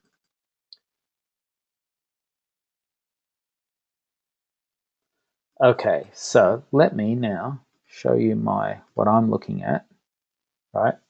So this is and the service team the service managers have seen this. This is something that we might want to standardize at some point, right? And this will be maybe something that our internal guys use, right? Like the engineers that are helping the sales team build quotes will use a standardized Excel sheet to build the BOM, right? So this will be pretty straightforward, right? We have part numbers, description, cost list, any other pertinent information that they might wish to show to those who have the quote. And then we have sections as in equipment, subtotal of equipment, professional services, that sort of thing. I'm sure you've seen all this and it all makes sense. But here's where it gets cool. What I'm going to do is I'm going to carry over all of these different things here. I'm not going to do this subtotal here or the total. I don't need that. And yes, there is a subtotal in the middle there. I'm just going to ignore it, right? But what I'm going to take is the header section and just capture all of that information inside it. I'm going to copy, right? I just the standard keys for copying. And now I'm going to go back over to my quote. And now I'm going to use this button here, and it's called Paste Quote. And that opens up this window here, right? And all I got to do is click in this box and paste that information here.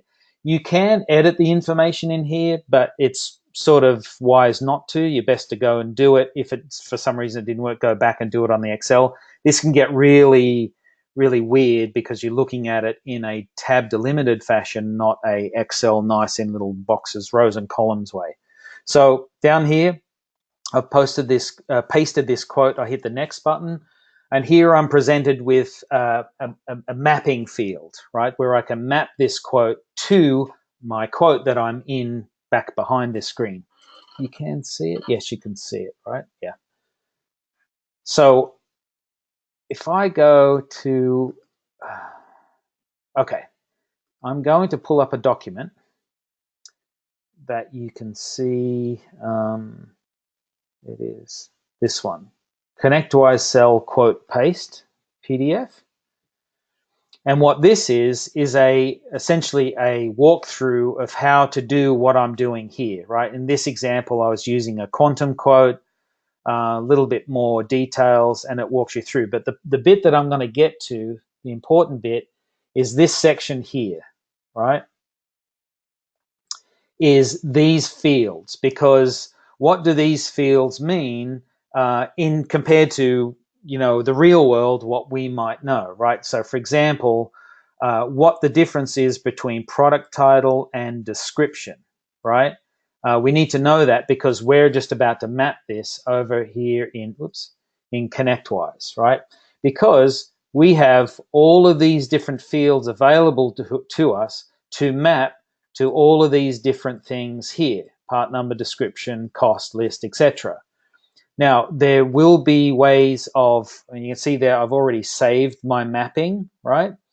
I'm going to walk through you manually so we don't cheat here, but you can, right? You'll be able to save mappings. But this is why I actually copied over the top level of the header level of that quote so I could actually see it here. I am going to find up here part number, right? When I look at this document, what's the part number? In cell, the cell field, right, is manufacturer. It's called manufacturer part number. So back here, there's that field there. I just grab and drop it, drag it and drop it to above that part number there. You'll see now we're building a map. Description.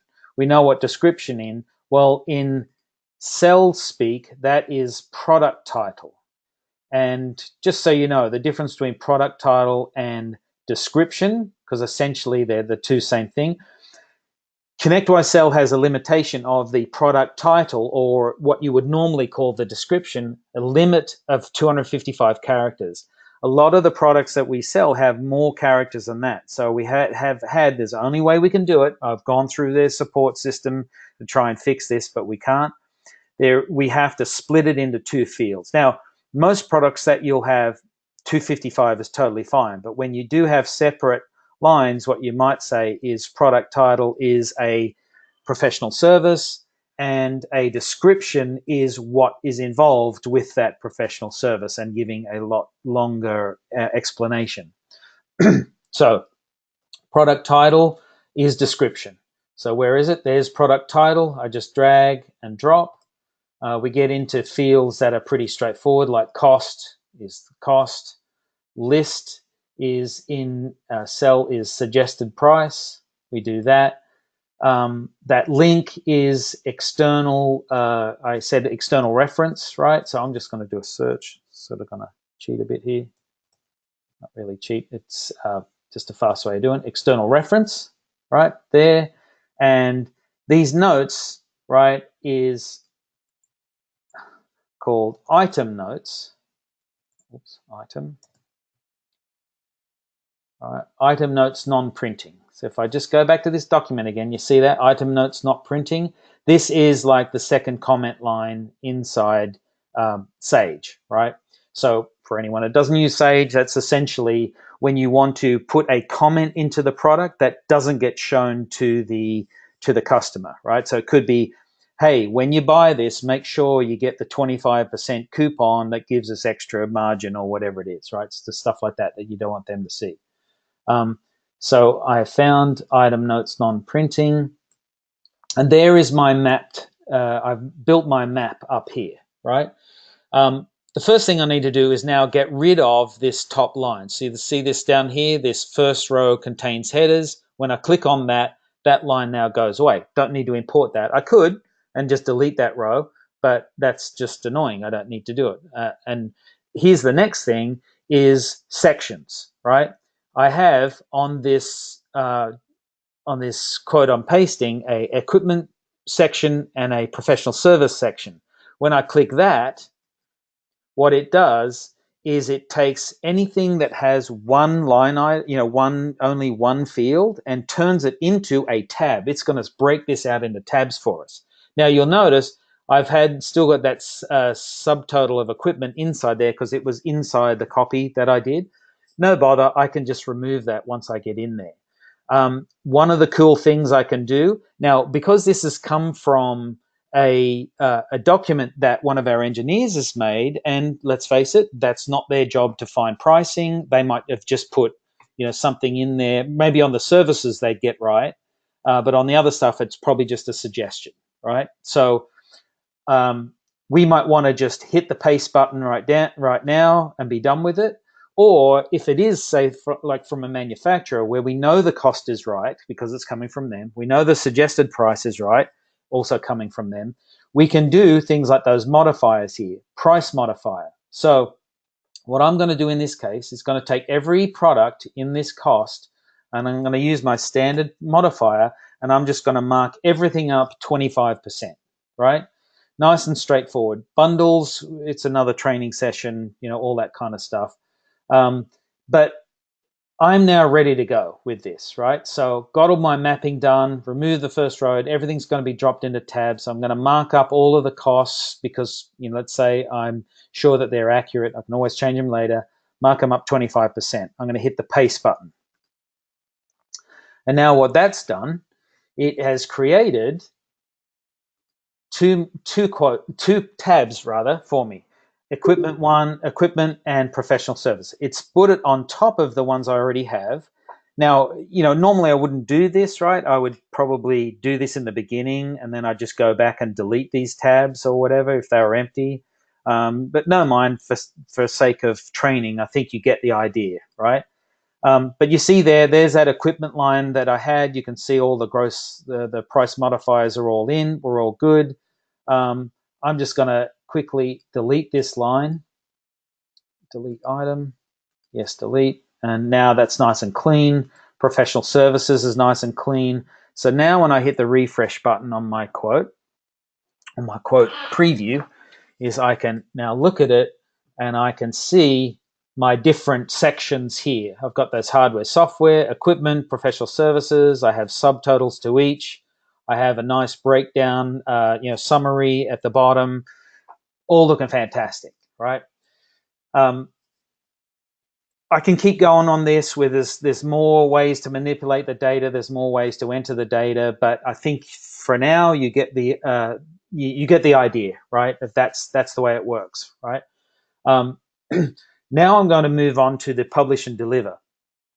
When I go to this section, I get to see all of these tabs. I'm going to deal with the tab summary first, down here in this section here, right?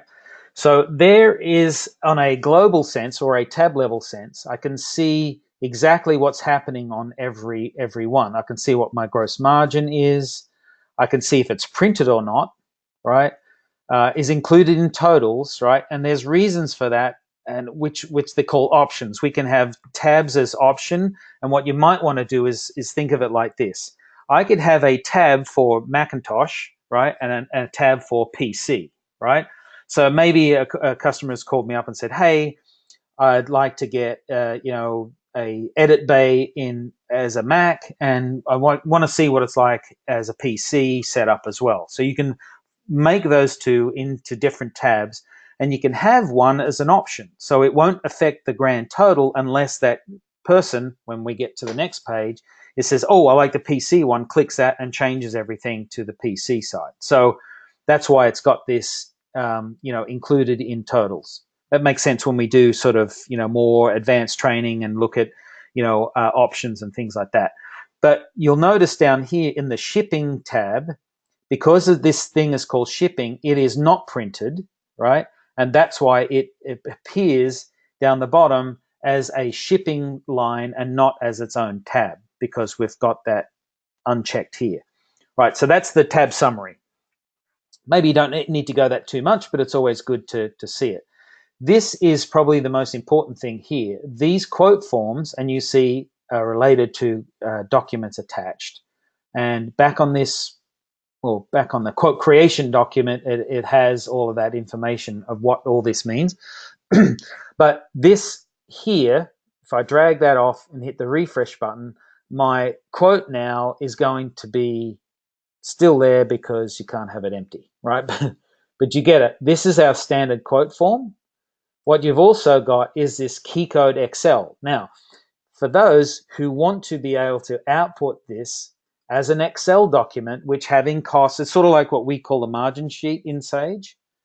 And sorry, I've got to hit save. That's why actually I had to hit save before it'll change. Now you'll see it if I click on it now.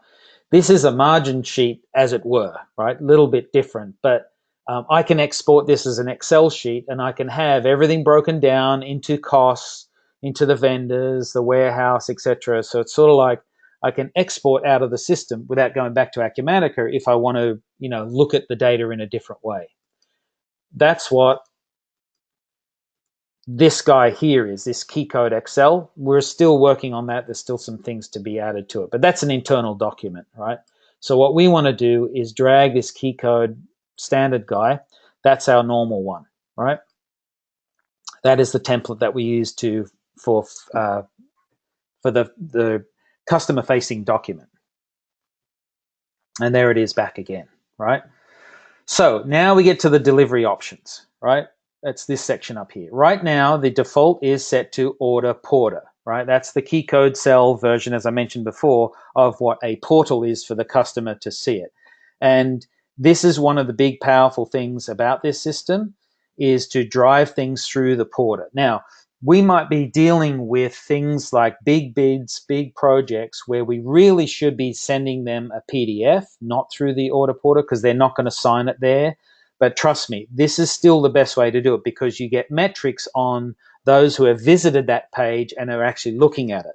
You can see if, wow, this quote's been looked at 5 times today, that means they're active. That is valuable information to sales. So we really encourage everyone to be using the porter, and there's ways to purchase the product with credit card, etc., right there in the porter. So that's the delivery options. Once I've kind of set this, all of these sections up, I just hit the save button once more just to make sure. And once it's done saving, I move into the publish section. I hit the publish button. It takes a little time here. Please just allow me to have a drink.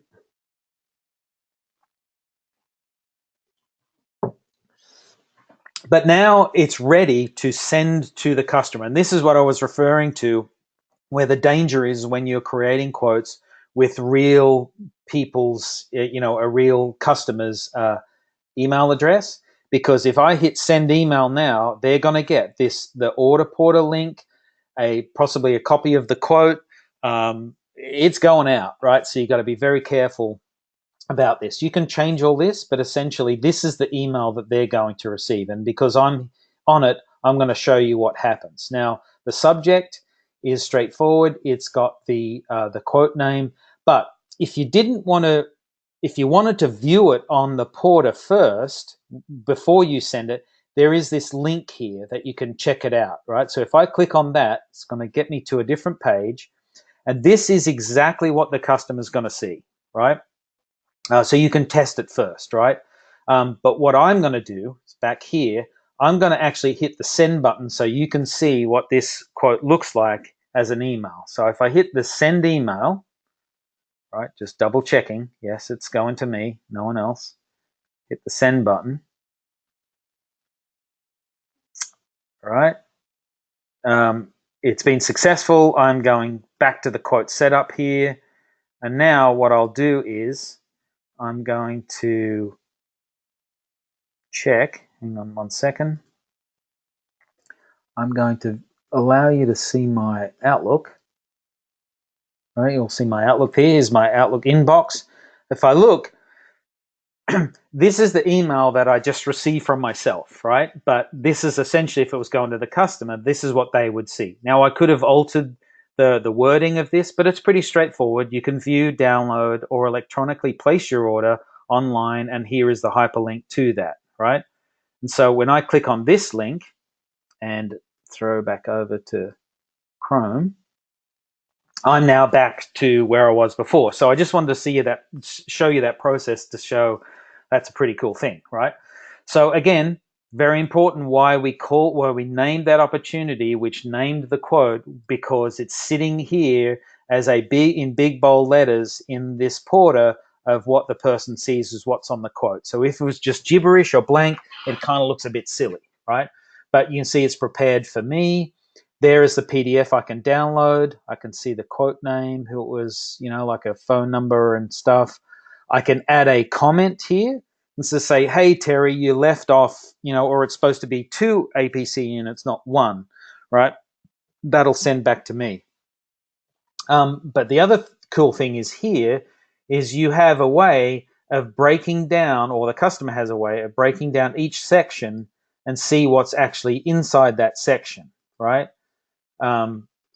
Which is pretty handy. Also, the summary, right? Now, you'll notice here there's an update options button, right? What this means is it's a bit of a controversial. I've spoken to a couple of salespeople. Mike loves it. Some of the people don't want to do it, but it's a way back in the quote setup section. If I go into more and say, what is it? Edit publish settings, right? I can show people, right? I can have, what is it? What's it? It's this show item checkboxes. This button here, right? If that's checked, that means that people can go into each item on the quote and select or deselect items on the quote level. That could render the quote, or the equipment or the setup on the quote, to be a non-working setup, right? Because it's been generated as, to be a package, right? So it's dangerous. But let's just do this so you can see what happens. If I now go back to the publish and deliver, right, and I'm going to go. I think I don't need to click save, but I will anyway.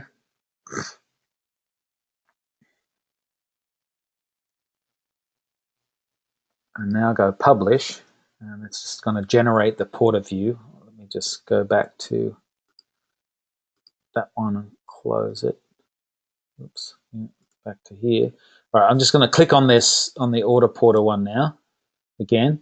So you see this time I have checkboxes, right? You see on the quote summary, on the quote hardware, it doesn't have it. There's another button for that, but this means then this is where you might have options, right? You might have the Mac versus PC, and they can go, all right, you know what? I want the Mac one. So if they, they check whatever, they check the hardware one instead of software. You think you get my meaning. When they go update, right? This now has updated the quote balance, right? Because the software one has been removed. So it's there. I myself, I find that a little bit scary to have that as. But you can see up there that their software now is shown as optional, right? Because it's been unchecked.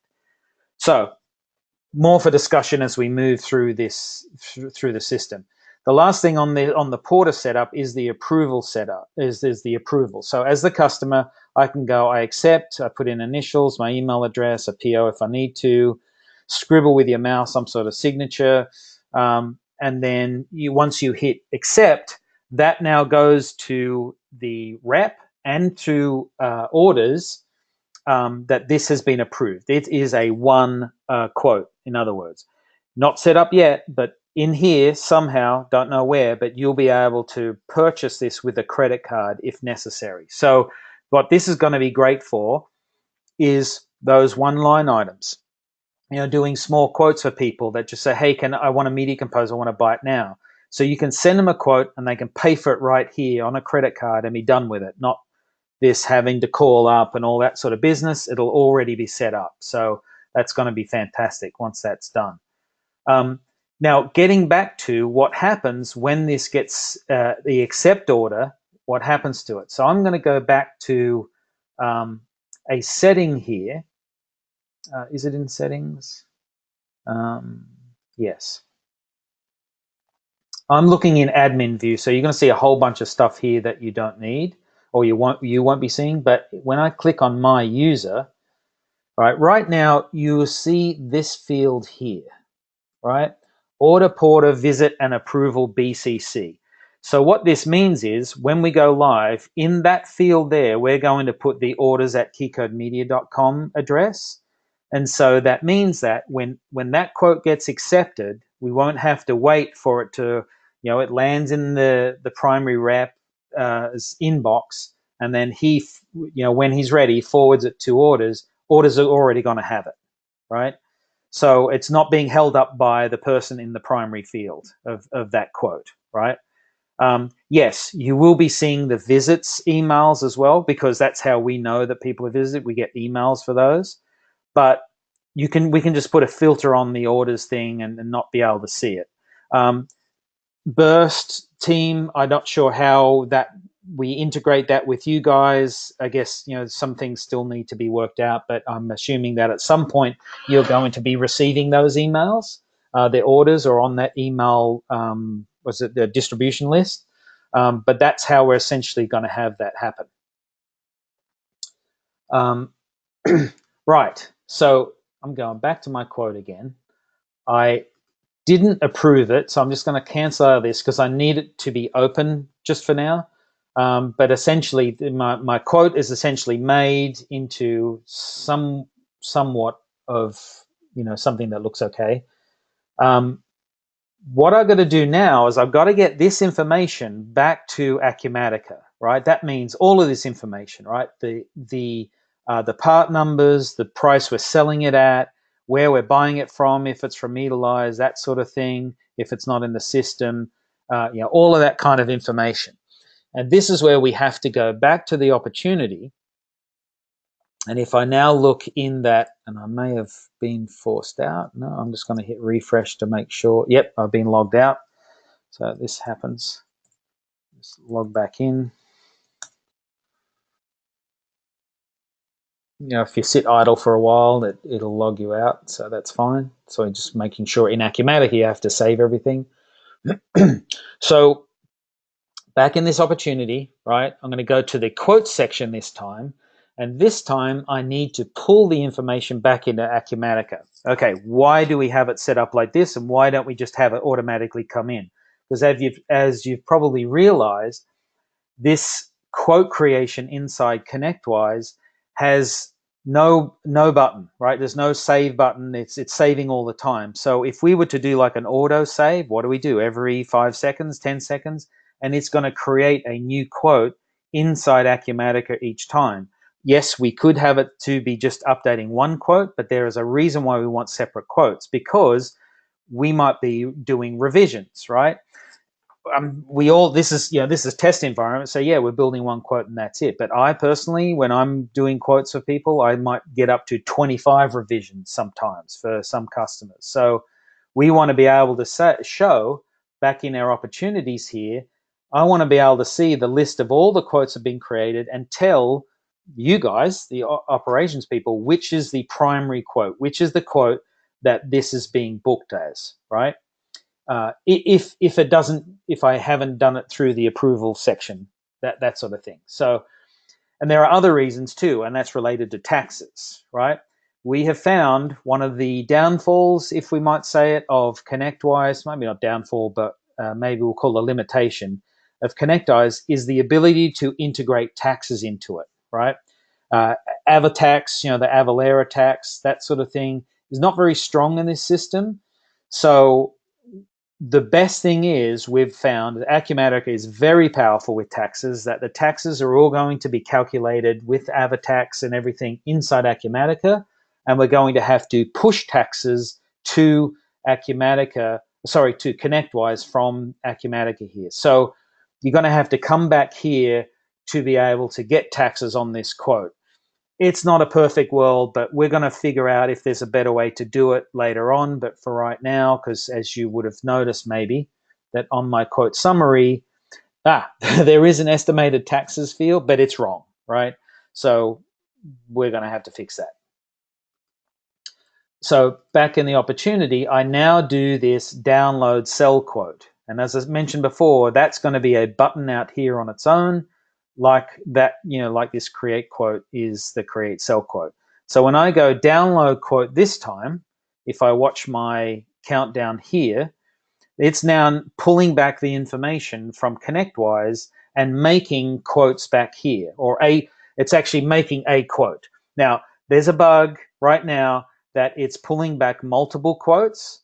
That will soon be fixed, so don't be alarmed. Yes, it's not correct, but it's this one here, right? If I go on that line there and mark as primary because it's the one with the pricing in it.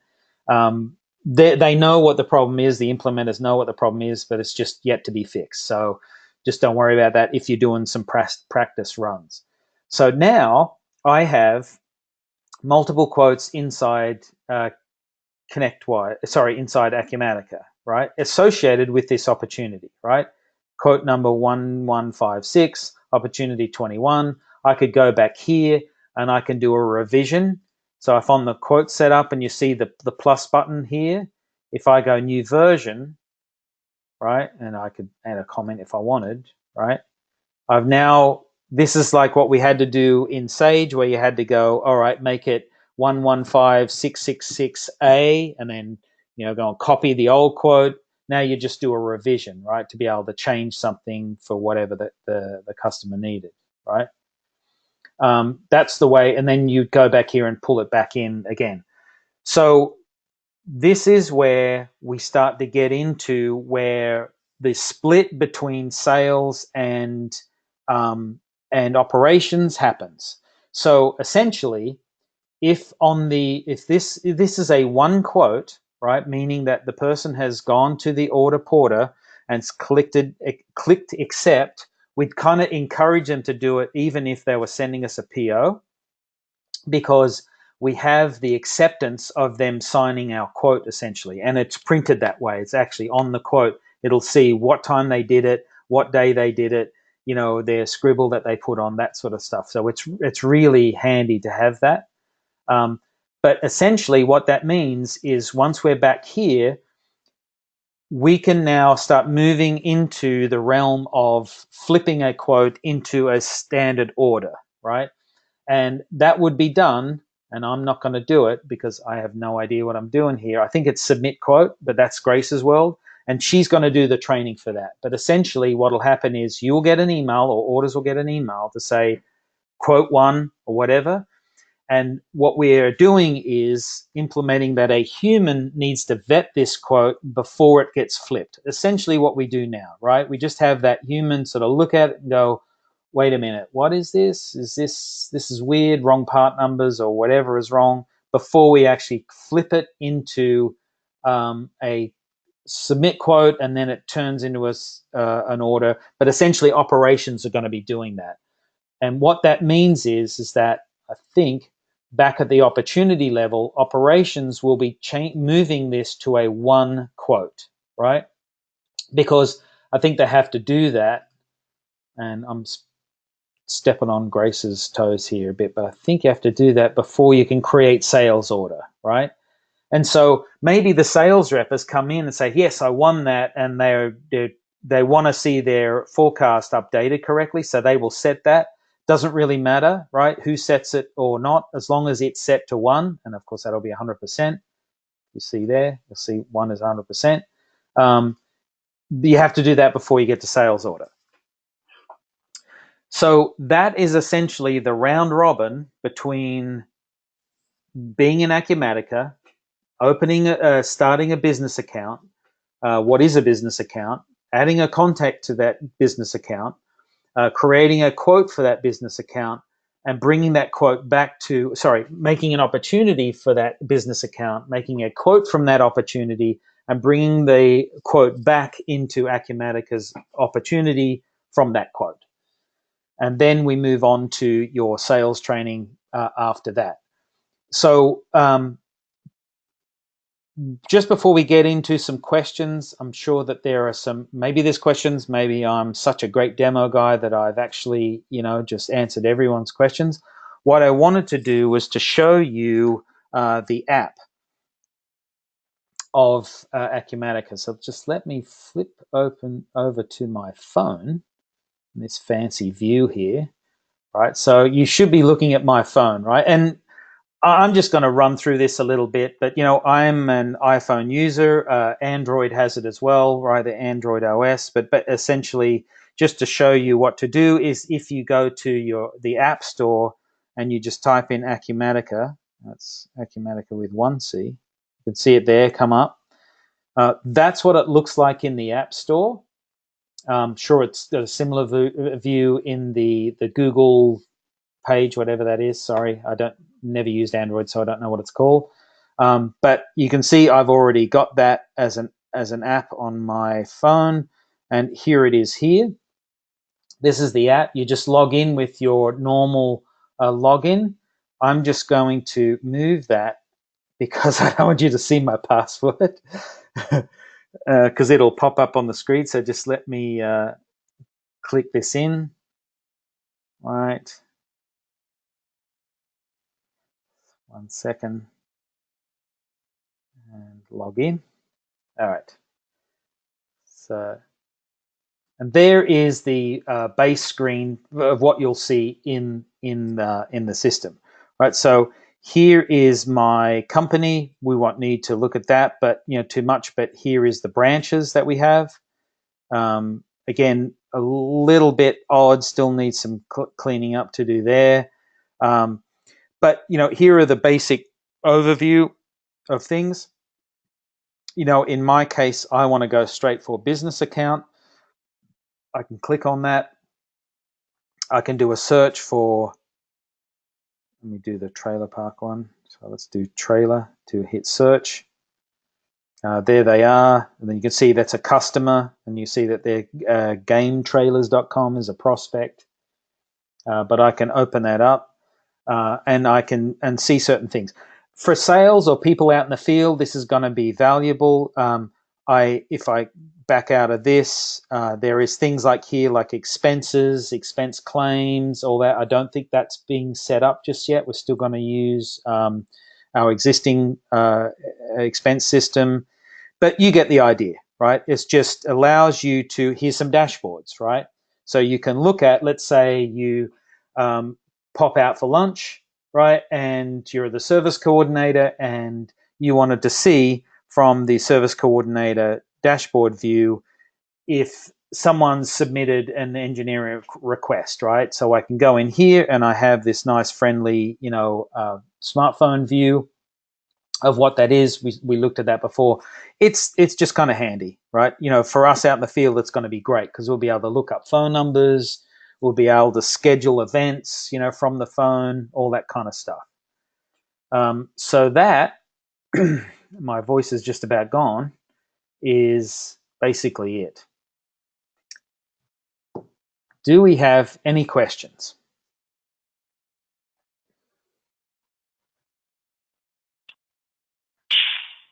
Come on, guys, don't be shy. Ask questions. Do we have to create an opportunity to make a quote? Yes. Okay. Yeah, and that I know that's always an issue of, wow, that seems like a lot of steps to go through. When I first told Tony about that, he freaked out. The thing is, Kelsey, as I said, there are certain reasons that we have to have that, and it's this communication between Acumatica and Connectwise. It's really the only way to get them to talk to each other.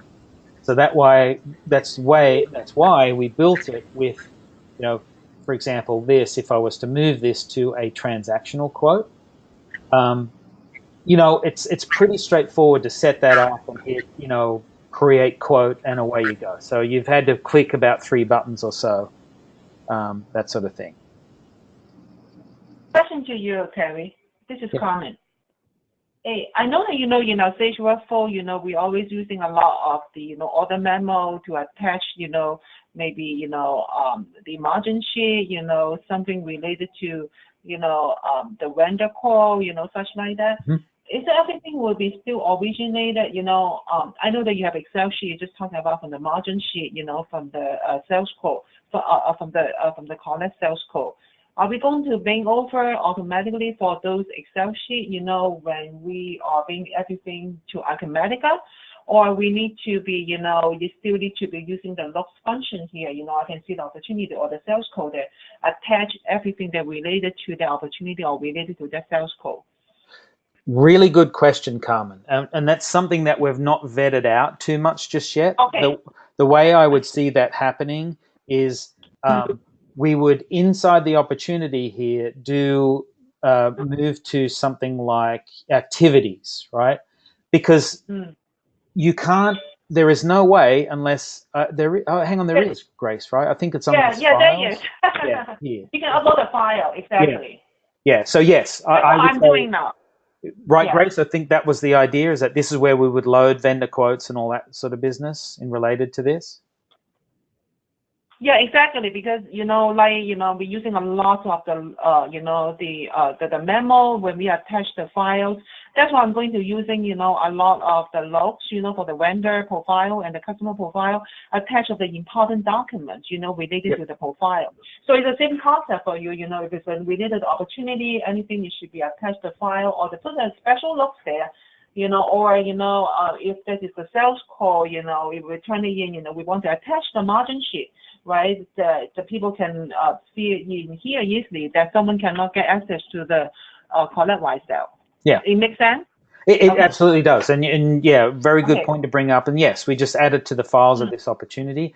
There may not be a reason to add a margin sheet because we'll always be able to look at the quote in its quote form before we, it doesn't have to be altered and, manipulated before we make it into a sales order, as far as I'm aware. But I remember Grace saying that was something we'd be able to do. So maybe margin sheets will be a thing of the past, but we do have a couple of ways. I think it will, Terry and Common, we'll be able to go green because GP is going to be on every module that we go to, from quote to sales order to project accounting. So I don't think having to print that margin sheet is going to be a necessity anymore. Yeah. Okay. I think that's good because we keep the version 2, so we can always go back and see all the different versions. That would be fine. That's right. Yeah. I would think so. Yeah. Melissa has typed a question. Can we load a vendor quote to convert a quote for our customers? Yes. That was one of the options, Melissa. What I was using as a paste quote here was an internal one. But if you look at my document here, this is the Connectwise cell quote paste. If I zoom in, you can see what I was actually using as an example is a vendor quote, right? So you will have access to this. I can send this document to you because you may not be able to get it on SharePoint, but you can have a read of this and you can see how we turn a vendor quote into a quote inside Connectwise Cell. Now, Andrew, are you sending me a private message, Andrew? Is the view map feature live?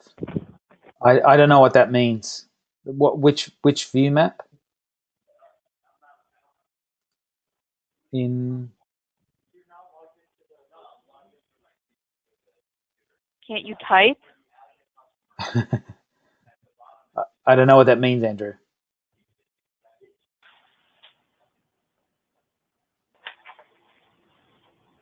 View map feature. I guess in related to the customer. It's way to be cryptic, Andrew. Love it. Sorry, 1 second. We're teaching Andrew the chat window. 1 second. Okay. All right. Yeah. So in here, I think he means there's something. Yeah, there's view map, but we saying, is the view map feature live? Good way to protect against fraud for new customers. Okay, now I see what you mean. This button here, right? I don't know. Never clicked on it. I don't know. I haven't really bothered. I guess let's try it. See what happens. If I click on that address, partial match. Okay, because it's got the 6th floor thing there. I guess if I was to remove the 6th floor bit on Hollywood Boulevard, right? Actually, I have some tips for you, Terry. If you go to go back to Accumatica, if you go to Actions on the top for the business account. Up here? No. No, the Action. Oh, here, Action. Yeah. And say validate address, validate the third down option, validate address. That one? Yeah. Hit that. Yeah. Okay, they will give you some error. Then you just hit that to the box, the red box there. They will tell you what you need to change. Okay. If you go to the red box there, let's say you arrow to the field to 6922 Hollywood Boulevard. Yeah. So Okay, tell so you yeah, you wanted to mark it. Yeah. right. So Avius is saying what it should be. Address line 1 is 64. Address line 2 is 6922 Hollywood Boulevard. Right. Uh-huh. Okay. So they ask you need to change whatever you need to change, that in order to be in the right format for the Google mapping. Let's try it.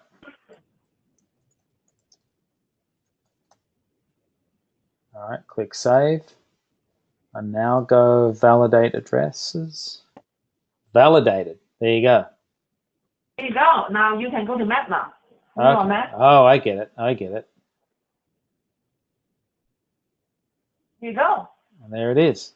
There it is on the map. Yeah. So that functionality is very important for validate address. Whoever you create a business account, you need to make sure you validate the address. There's a two thing. One is just like Terry mentioned or Andrew bring up is you can view on the map by your web browser or by your mobile phone, because we can tell you when you schedule the appointment or schedule activity, you can view on the map and they will take you to there.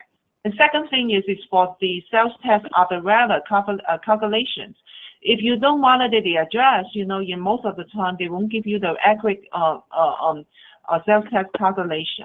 So this is the two things that you have to make sure you will when you create a business account, make sure you validate the address, because it's helping you to all the way from schedule activities to the end when we sales tax calculation. Okay? Yeah. And to Jody's question, yes, you can modify the body of an email quote before sending it. And here I am in this publish. Here is the quote here, and this is the preloaded data, but I want to write, maybe I'll change it to Mr. Test, right? Your quote is ready. Please send all money direct to Terry. Whatever, there it is. You can change it. You can alter it, add in tables, bolds, tab, everything you wanted to do. So yes. And because I would be logged in under me, even though I'm doing the quote, let's say for Doug, it would show my signature line, correct? No, it won't, right? Because in that part of it? Yeah. Good question, actually. I'm not sure, because this is, I don't think, going through our Exchange server. I don't think. Uh-huh. So, yeah, but actually you're right. That is very good, because when I did this one, oops, hang on. Let me share my Outlook again. Yeah, it had my signature on it, right? And I would guess that's because you're logged in as you. So I just wasn't sure if it would pull from the owner of the quote or the preparer. Yeah, or maybe what it is, it could be, the primary rep, right? So, for example, if I just do, excuse me, let's say, do I have you in here, Jody? I do, right? Because you're logged in. Where are you? Anyway, let's do James, right? So if I change this to James as a primary rep, right? And I go save, and when I go to publish and deliver now, publish, it's okay. Poor old James is going to get an email right now, or something's going to happen. But if I hit this button now, right, let's just test it.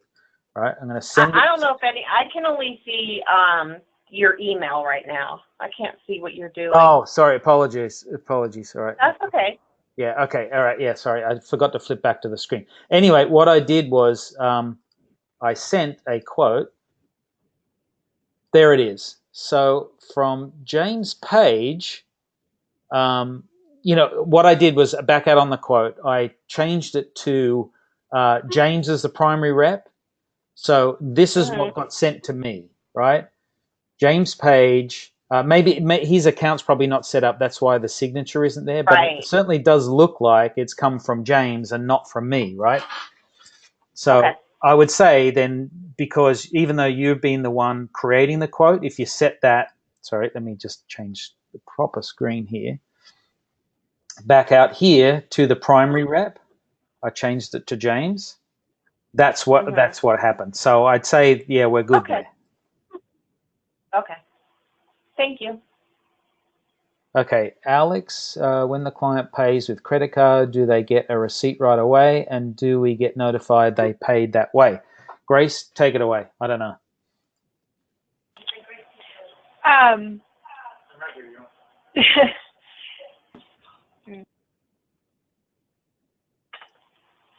Is that a good question or a bad question? Okay, sorry. I didn't hear the question. We're still working on figuring it out, but most likely we want them to get a receipt right away and a confirmation that they have paid with credit card. Right. Yeah, I think, Alex, what we want it to be is a proper, fully blown pay online with your credit card if you want to do that way. So they'll have all of that way. And yes, because the email that gets sent to orders and the primary rep, it will say how, all the details of the transaction.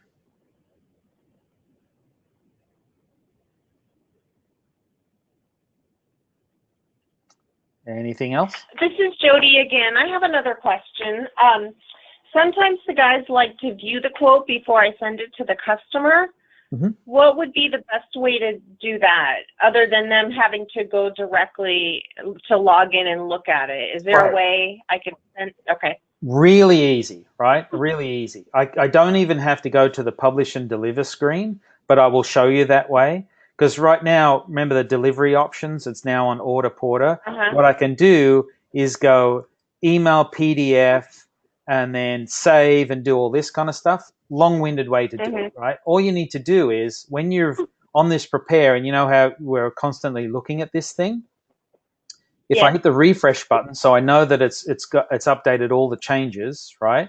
And all I got to do is just click on it, and it creates a separate tab, as you'll see up here, of this PDF. All I need to do now is just download it, right? Save it to my desktop. Okay. And boom, there it is. Now I just email it to, Doug or James or whoever, and they've got the quote that they can view before you send it. Real straightforward. Great. Thanks. Anything else? No other questions? As I mentioned, this has been recorded, so we'll have the whole thing online. But Alex, yes? Hey, Terry, for like dropship stuff, I don't see the dropship button anymore, so how do we do that? We're in court. It'll be done when we're processing the order, not on the quote status. Yep. Yeah, that'll be done back at wherever. Yeah, back in the opportunity. Excuse me, back inside this. Over on this level, Grace, or one step beyond this? Sorry, repeat that one more time. Is this where we'll do the drop shipping inside this sales quote here, or one step beyond this when you're doing a sales order? Sales order. Sales order, okay. Yes. Yeah.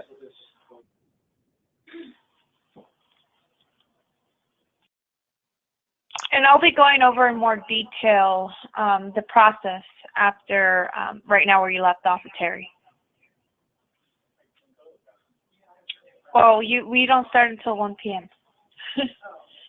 So you guys have a break. Any more questions for Terry?